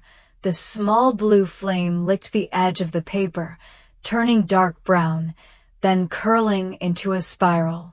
The smell of burning paper mixed with the smell of rain, acrid and sweet. The gray ash curled up, carried away by the wind before falling into the sink. I felt, very clearly, that an invisible, thin thread that had been entangled between me and my mother had been neatly cut by the fire. I closed the door, turned off the light, and let the night settle in.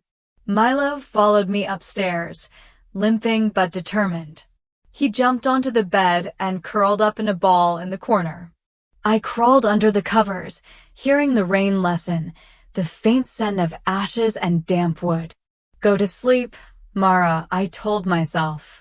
Even if it doesn't clear up by morning, my heart will be dry.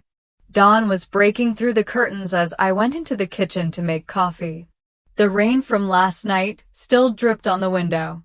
The rich aroma bloomed, and Milo stretched, shaking his scarred ear. I opened the front door to get the newspaper and saw another envelope on the mailbox lid, a yellowed cardboard envelope with crooked handwriting. Mara's niece, if you have time, I'd like to invite you to breakfast. I turned the envelope and recognized Grandpa Fred's handwriting. There was a dark coffee mark on the edge. He must have written it in his favorite diner. I laughed. The smell of coffee on my hands mixed with the smell of old paper. Some letters were burned to be let go, but some arrived just in time to be joined, not with an old thread, but with a new, well-fitting, debt-free embrace. I looked up at the sky. The clouds parted into thin sheets, the sunlight filtered through, shining on the water, making the porch sparkle. Milo tapped his tail on the floor. As if urging, let's go, I stroked its head, tucked the envelope into my jacket pocket, took the last sip of coffee, then opened the door and walked out. My heart as light as last night's paper ashes that had just been blown away by the wind from my old life. I haven't missed a single important day of yours since you were born, Grandpa Fred said, his voice thick with the smell of menthol. I just wasn't allowed to go beyond the fence. The coffee shop was located on a street corner full of red maple trees. The glass doors were covered with morning mist. Inside, there were old wooden tables with peeling paint, 2 cups of steaming black coffee. I sat across from him, a man of 73 years old, broad shoulders, rough and veiny hands, but his eyes were soft behind his yellow-lensed glasses. He pulled an old photo from his wallet, the community stadium on the day of my associate degree graduation. Far away, behind the iron fence, he stood hunched over, hands in pockets, his plaid shirt stained by the late afternoon sun. I was in the photo, in a blue gown, clutching my diploma, unaware that the only relative who had tried to come was busy taking my grandmother to the doctor, as my father had said. I smoothed the worn edges of the photo. Back then, I chose not to invite anyone, partly because I was busy working the night shift at the library, and partly because I thought an associate degree was not worth the 8-hour drive my family would have to make. As it turned out, the real distance wasn't miles. It was an invisible fence someone had erected to keep my grandfather out of my life. He sipped his coffee, put down his cup, and took a pale yellow envelope from his coat pocket. My grandmother wrote her will when she was 70. Here is the original, Walter. Your father. Hid it because at that time you were too young to understand.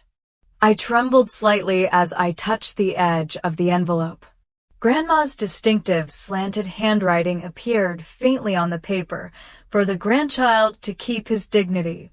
She didn't leave much money, he said, just a small savings account and a handwritten letter advising you to be kind and not to sacrifice yourself for good behavior. I kept a copy, but Walter kept the original in the safe. Your father returned it yesterday, probably to destroy your argument in court. I think it's time it saw the light of day. I opened the envelope. Inside, besides the will, was a small card, brown paper. Mara, when you steadfastly do what is right, you have deserved to inherit the most valuable thing, self-respect. The purple ink was blurred, but the words were like a warm wind blowing away the breath that had been held for too long. I looked up and asked softly, "Why didn't you say so before?" "I tried," he sighed, "but every time I called, Carly picked up and said you were busy. When I drove up, the gate was locked. Walter said you were far away from your dorm." I was getting old and started to believe them. But when I saw your graduation picture in the local paper, I knew I was being kept out of the story. I sat leaning back, listening to the remaining rain pattering on the porch, my heart aching as if someone had drawn a thin line with a knife. My family played the role of moral guardians, but they themselves feared the reminder from the previous generation.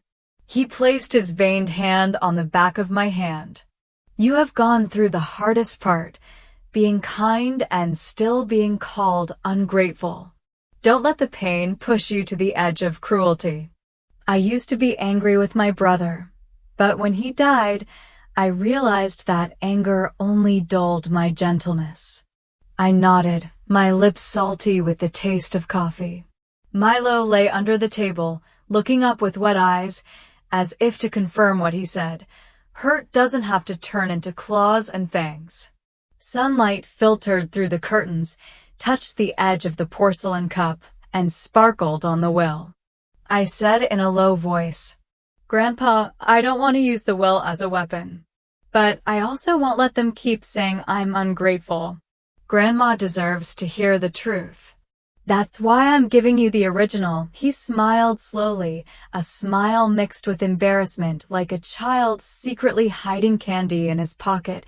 "You can publish it or keep it as a souvenir. It's up to you. As long as this lamp is not covered again." I put the will in the file bag, pressing the lock tightly. My heart felt light as if I had just turned to a new chapter, a chapter written by someone who chose to stand by me. Not because of blood ties, but because of unconditional love. He took his stick and stood up. "Come on, I'll buy you a waffle from the corner shop. You loved it when you were a kid, remember?" I laughed. "I remember. Dad said waffles waste sugar, but he secretly gave me a jar of syrup." We left the cafe, the early morning wind blowing the wet maple leaves. Milo limped along, his tail wagging excitedly. When we reached the parking lot, he paused and took another envelope from his inner pocket. "And this," he held it out, sealing it with red wax, the original copy of her will. "Seal it. The sunlight will dry the wax, but it will be enough for the court to believe that no one has altered the pages." I squeezed the envelope, silently thanking him. He patted my shoulder. Let the truth warm it. Don't hide it anymore. The sun shone obliquely, making the postmark shine. I understood that a treasure was not worth its money, but was a guarantee of morality passed down through generations. I put the envelope in my bag, feeling a smoldering commitment. I would bring that light to the final trial, not let it be pushed into darkness like he had been held behind the fence that year. We got into the car. In the rearview mirror, I caught a glimpse of the girl in the green graduation gown, smiling now, knowing it turns out there was always a pair of eyes behind the fence, just waiting for the gate to open. I don't remember Fred's grandfather's cabin ever smelling so strongly of old paper. As I stepped through the door, I felt as if I had entered a private archive of time, bookshelves stacked to the ceiling, red spines overlapping blue, family albums bound in cracked leather, a grandfather clock ticking slowly.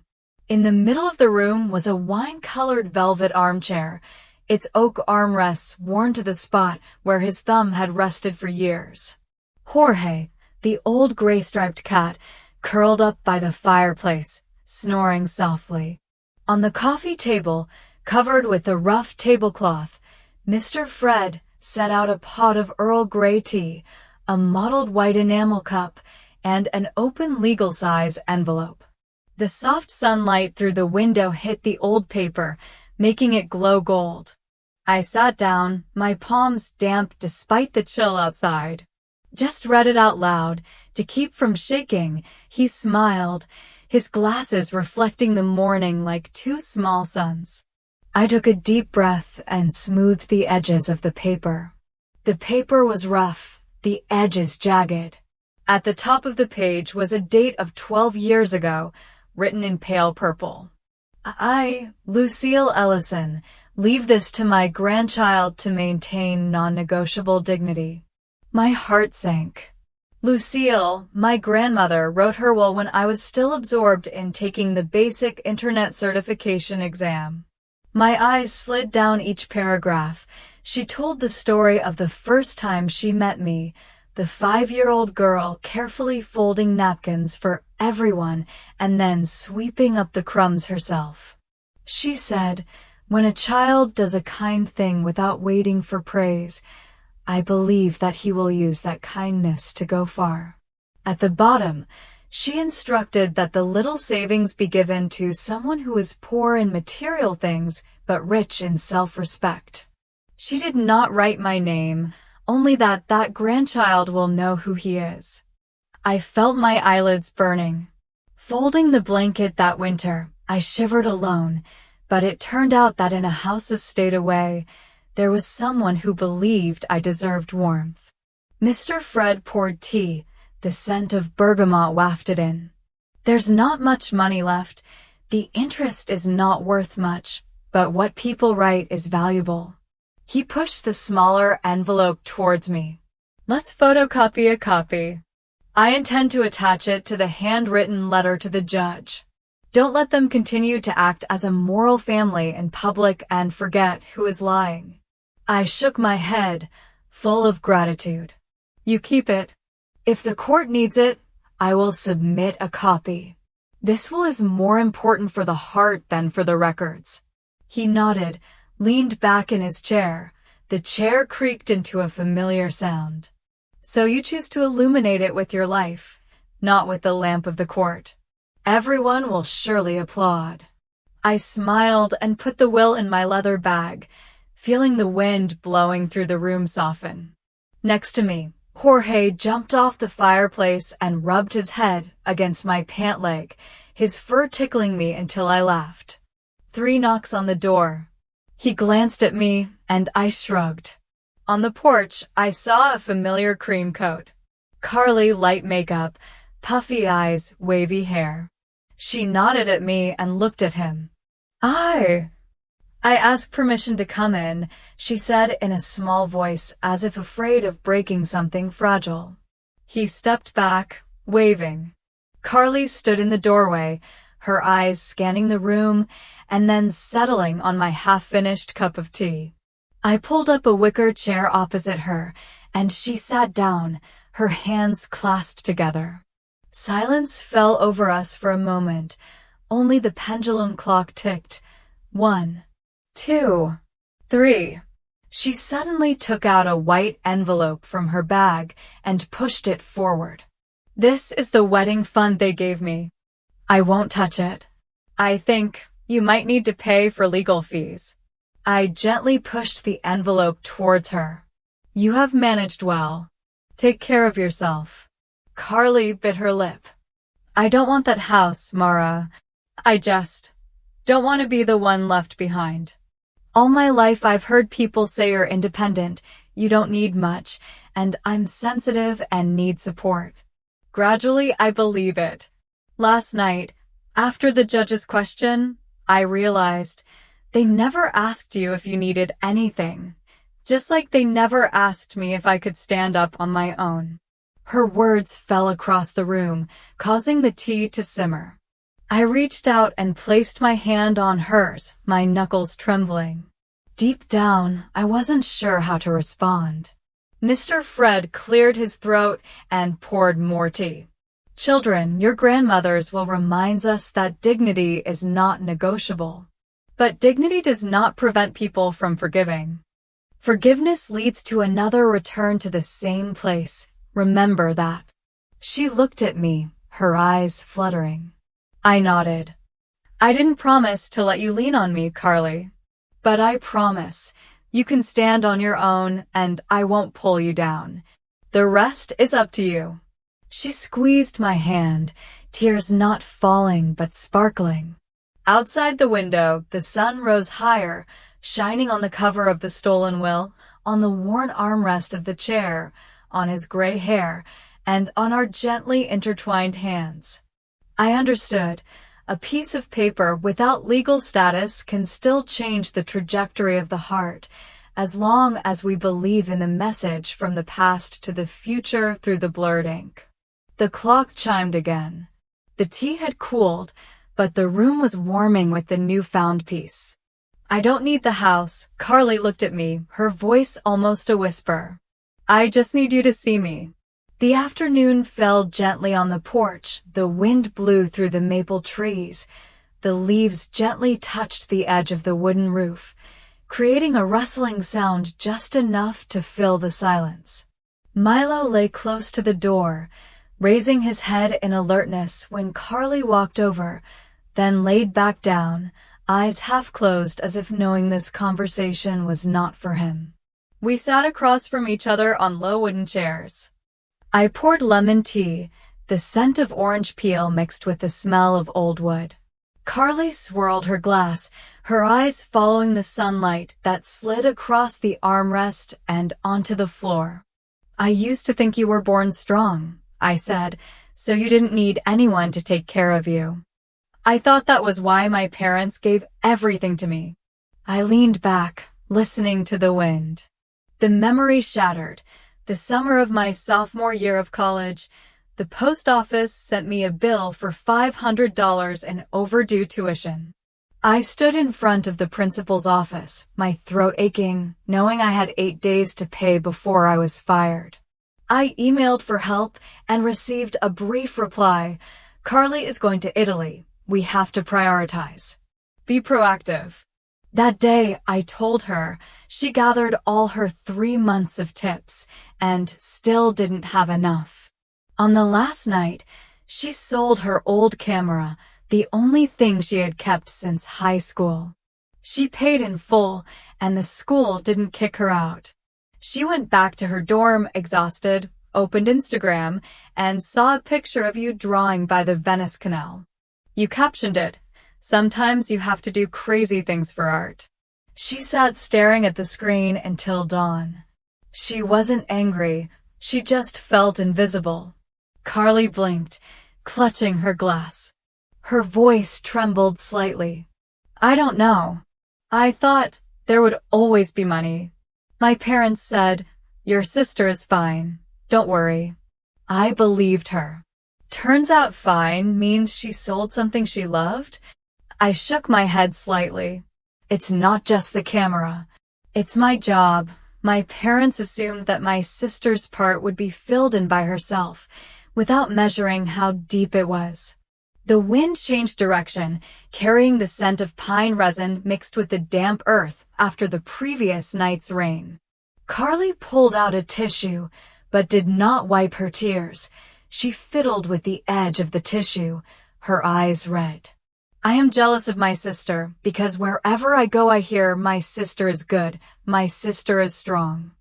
I am afraid that I will be bland. When the court sent the petition, I did not think about home.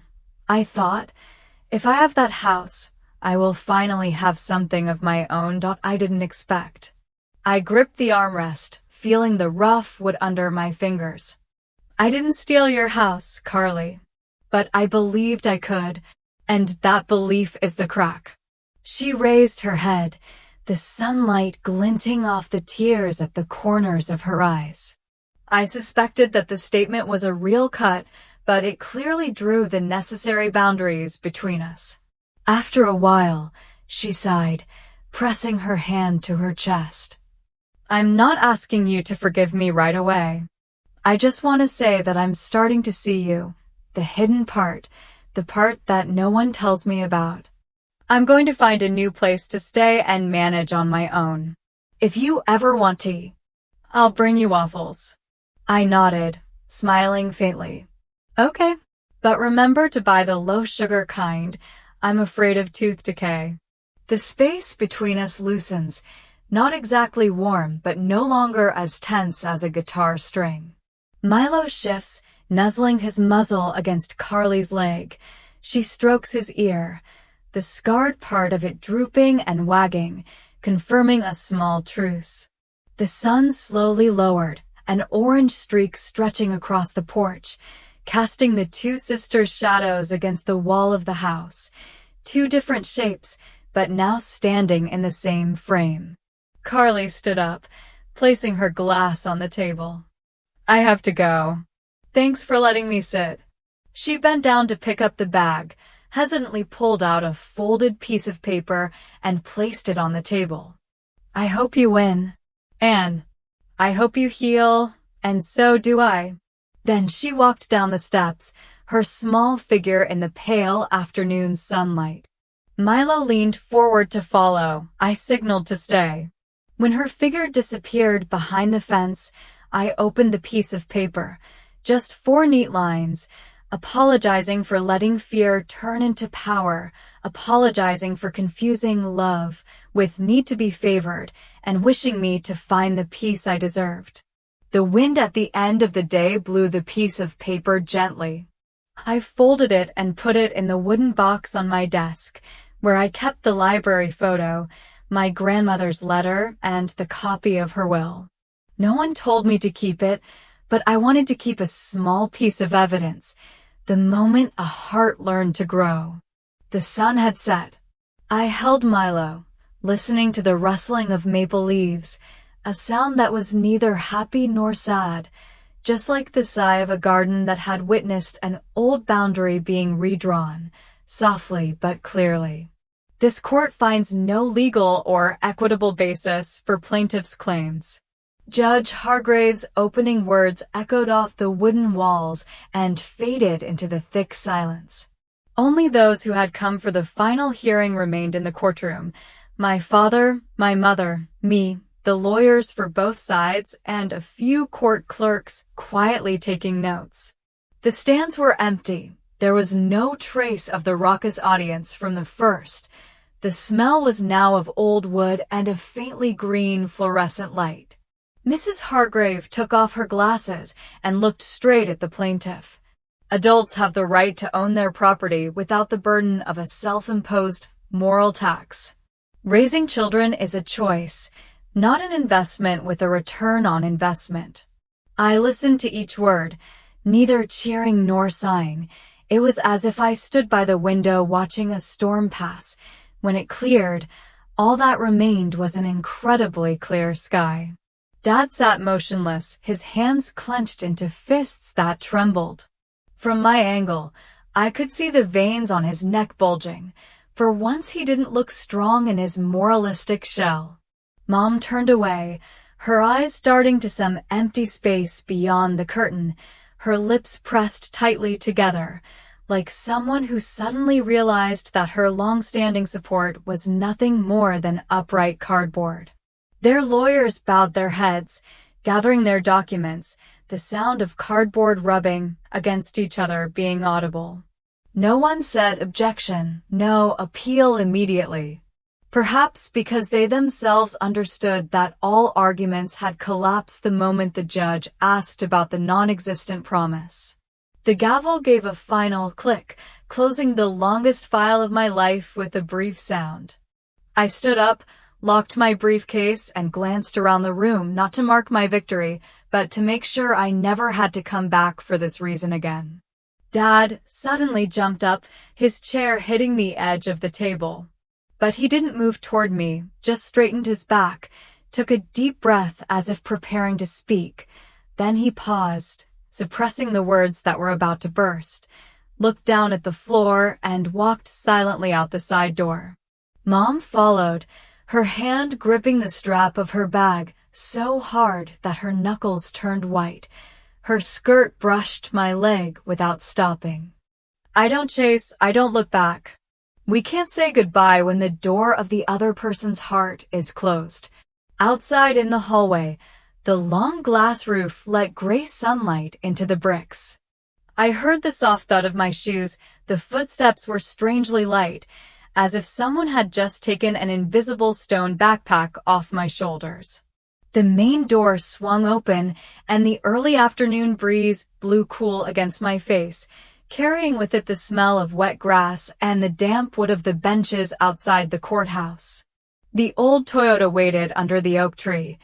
I opened the door, and Milo popped his head out of the back seat, his hazel eyes shining. He moved, placing his muzzle on my lap as soon as I slid into the driver's seat. The touch of his warm tongue on my hand made me realize how tightly I had gripped the steering wheel. I stroked it reassuringly. All right, boy, let's go home. No further explanation needed. Milo let out a soft sigh, resting his head on my leg, his tail wagging just enough to feel the vibration. The engine started, the car rolled out of the parking lot. In the mirror, the courthouse receded, the small courtroom hidden behind a row of maple trees starting to change leaves. The first green light greeted me as if inviting me. The road was unexpectedly deserted at noon. The wind blew through the crack in the door, ruffling the hair on my temples, carrying the sound of birdsong from somewhere. I touched my inside pocket, the folded judgment paper, and also my grandmother's will. Strangely, they were now as light as two butterfly wings, not because they had lost their value, but because I no longer carried the burden of proof. I know there will be no celebration tonight. I'll go home, put the court decision in my file, feed Milo a roast chicken as a reward, and email to cancel the automatic payment of attorney fees. Maybe I'll bake a batch of Arthur's oatmeal cookies and call my grandfather to thank him, a breakfast promise I didn't get to keep. At the last turn, sunlight flooded the glass, sparkling like the morning I received my house keys. I turned on the radio. Soft jazz played. The sax gently whined. Milo cleared his throat, seeming to recognize his favorite lullaby, closed his eyes, and turned his scarred ear to the side. The road ahead, not a grand avenue, just a quiet row of maple trees on the outskirts of the city, but for me, it was an open strip of land, with no more lines of judgment. I shifted gears, letting the car glide smoothly. The late autumn wind whistled in my ears, sounding like an affirmation. True victory lies not in the verdict, but in not having to defend my right to peace anymore. He came every Sunday at 8 o'clock sharp, without an appointment, without asking what he needed.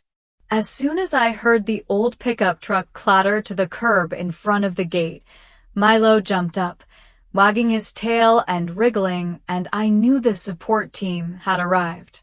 Today he brought an old toolbox, a paper bag full of carrots, celery, and small yellow potatoes, and a bunch of rosemary wrapped in newspaper. "I saw the porch light flickering," explained Mr. Fred, setting the box down.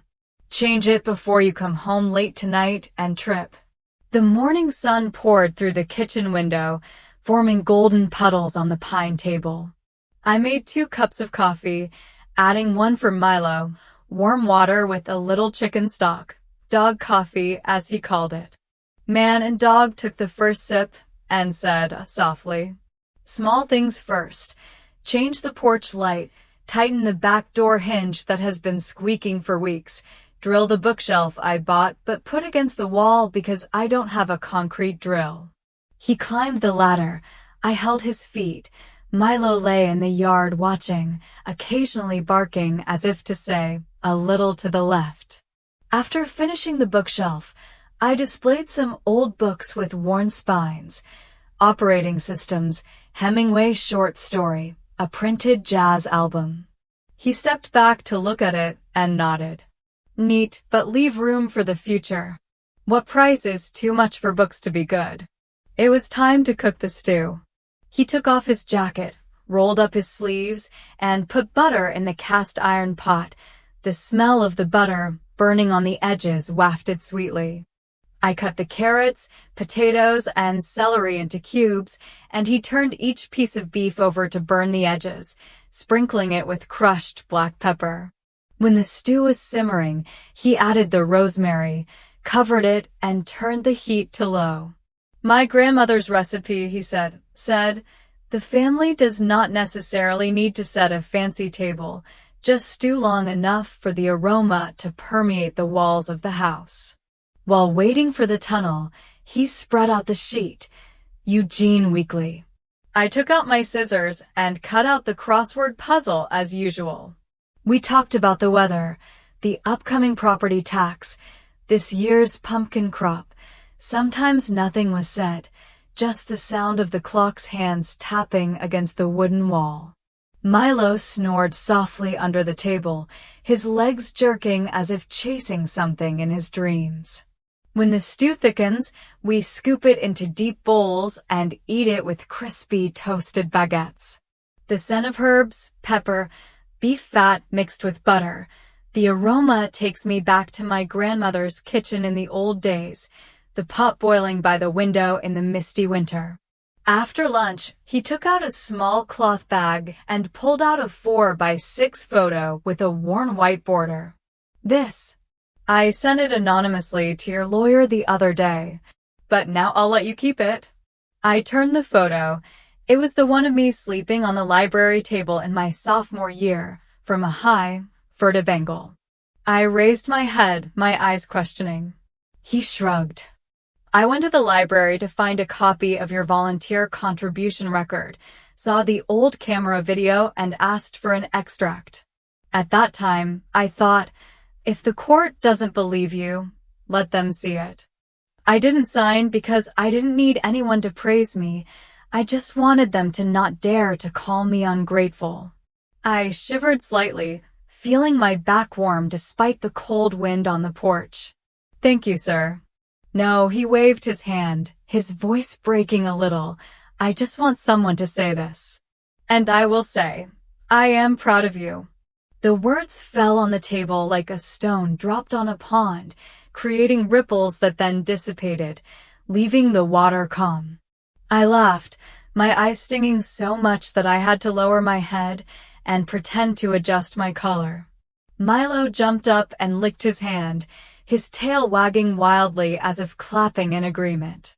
We took the dirty dishes to the sink. He washed them. I wiped them. The simple work flowed as rhythmically as breathing. Before leaving, he said, "Next week we'll bring the lawnmower. The backyard is overgrown. Fix the small stuff first, then the big stuff, okay?" I nodded and saw him to the car. Maple leaves were fluttering on the gravel path. He climbed into the driver's seat and rolled down the window. Peace does not come from a court judgment. It comes from letting someone stand by your side out of love, not out of debt. Hold on to it.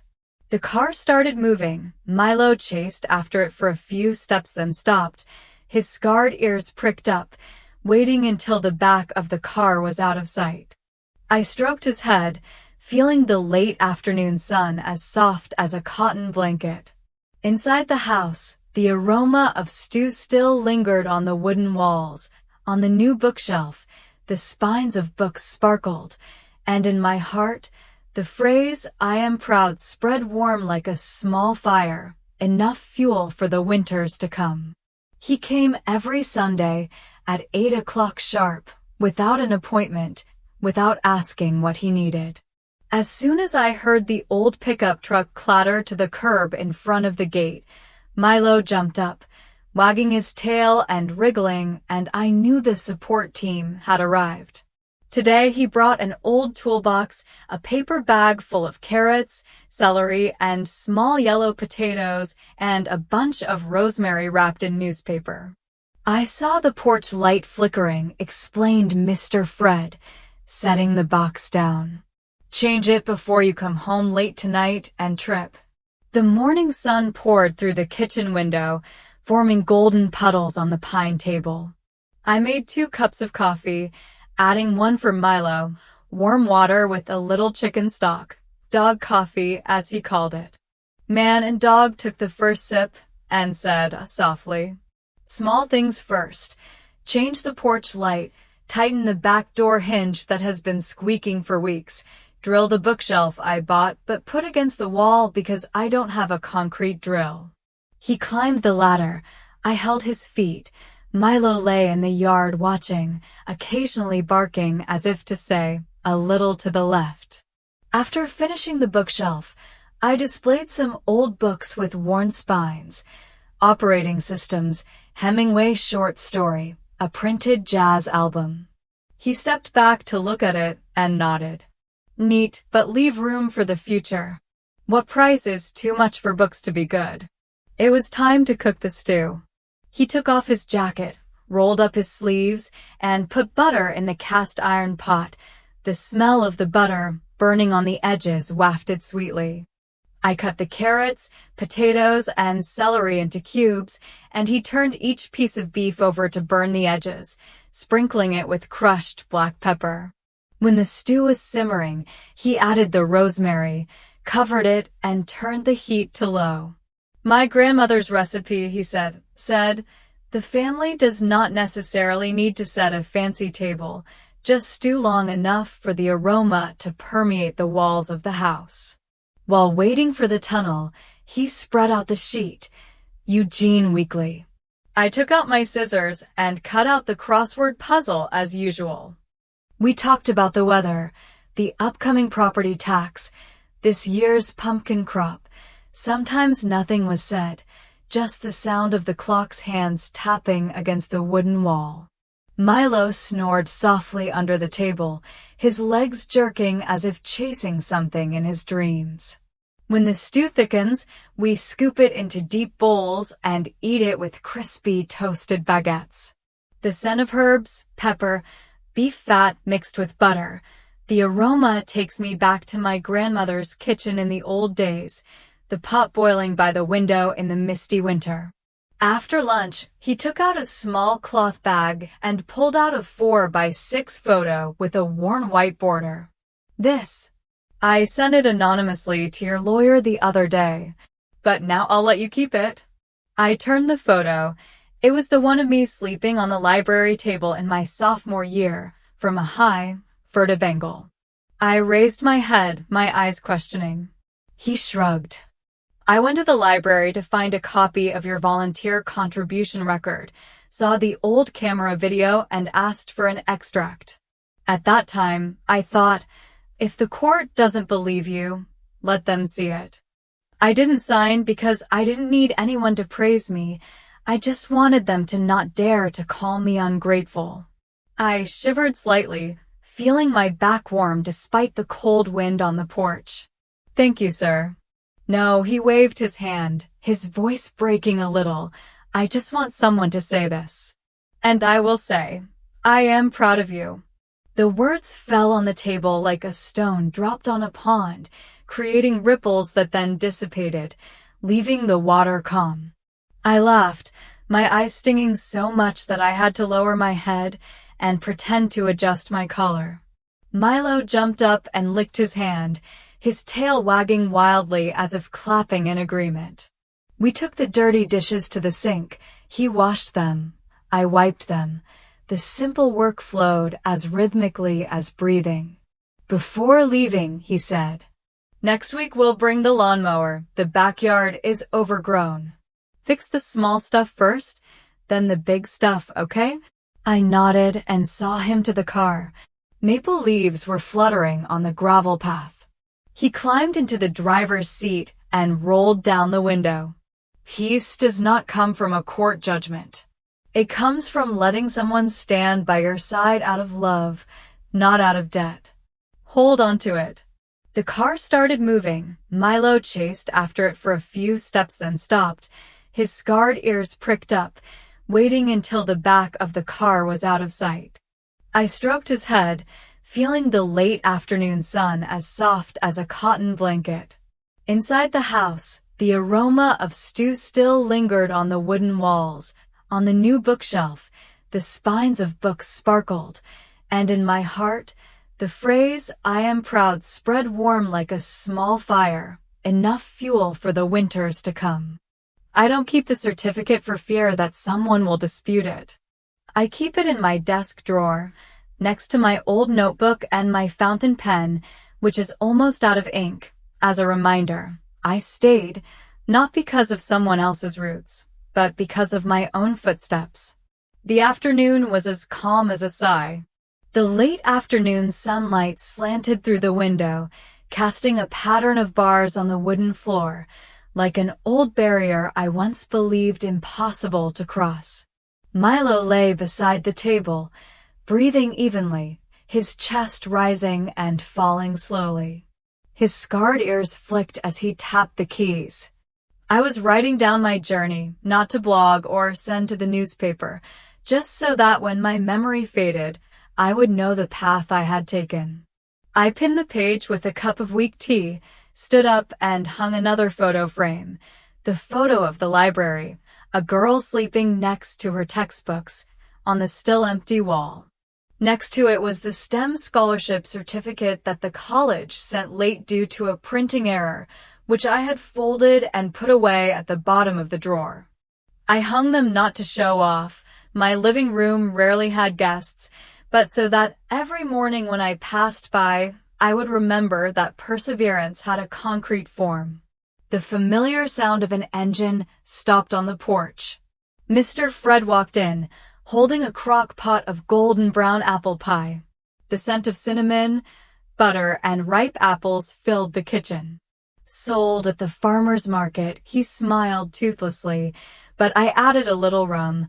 "Hope you don't mind the strong smell." "This house is forbidden from the smell of disappointment," I joked, dividing the cake onto a plate. Milo wagged his tail, asking for the crispiest edge. He cut off a small piece and added a spoonful of vanilla ice cream. We had a simple dinner. Apple pie, a bowl of reheated vegetable soup, a glass of almond milk. We talked about the forecast for spring rain, about Arthur's plans to repaint the fence, about whether I should start my tomato plants early. The gaps between conversations weren't awkward. The silences were simply pauses for breathing, for the pleasant ticking of the clock. The sky darkened. He left, carrying the box of leftover cookies for Arthur. Stepping out onto the porch, he said, "Remember to plant more rosemary next spring. Last time the beef soup was missing that scent." I nodded and walked him to his car. When the red taillights faded, I went back in, put the glasses and plates in the dishwasher, and wiped the table. Suddenly the phone rang. "Mom." The message was just 3 words. "I miss you." No emojis, no baby, no excuses. I read slowly. For a moment, My heart didn't surge, just a slight ache like someone touching an old scar. I put the phone on the shelf without replying or deleting it. The message lay there, like a seed that is not sure to sprout, and I chose to let it find soil and rain. Some of the best responses are written by time.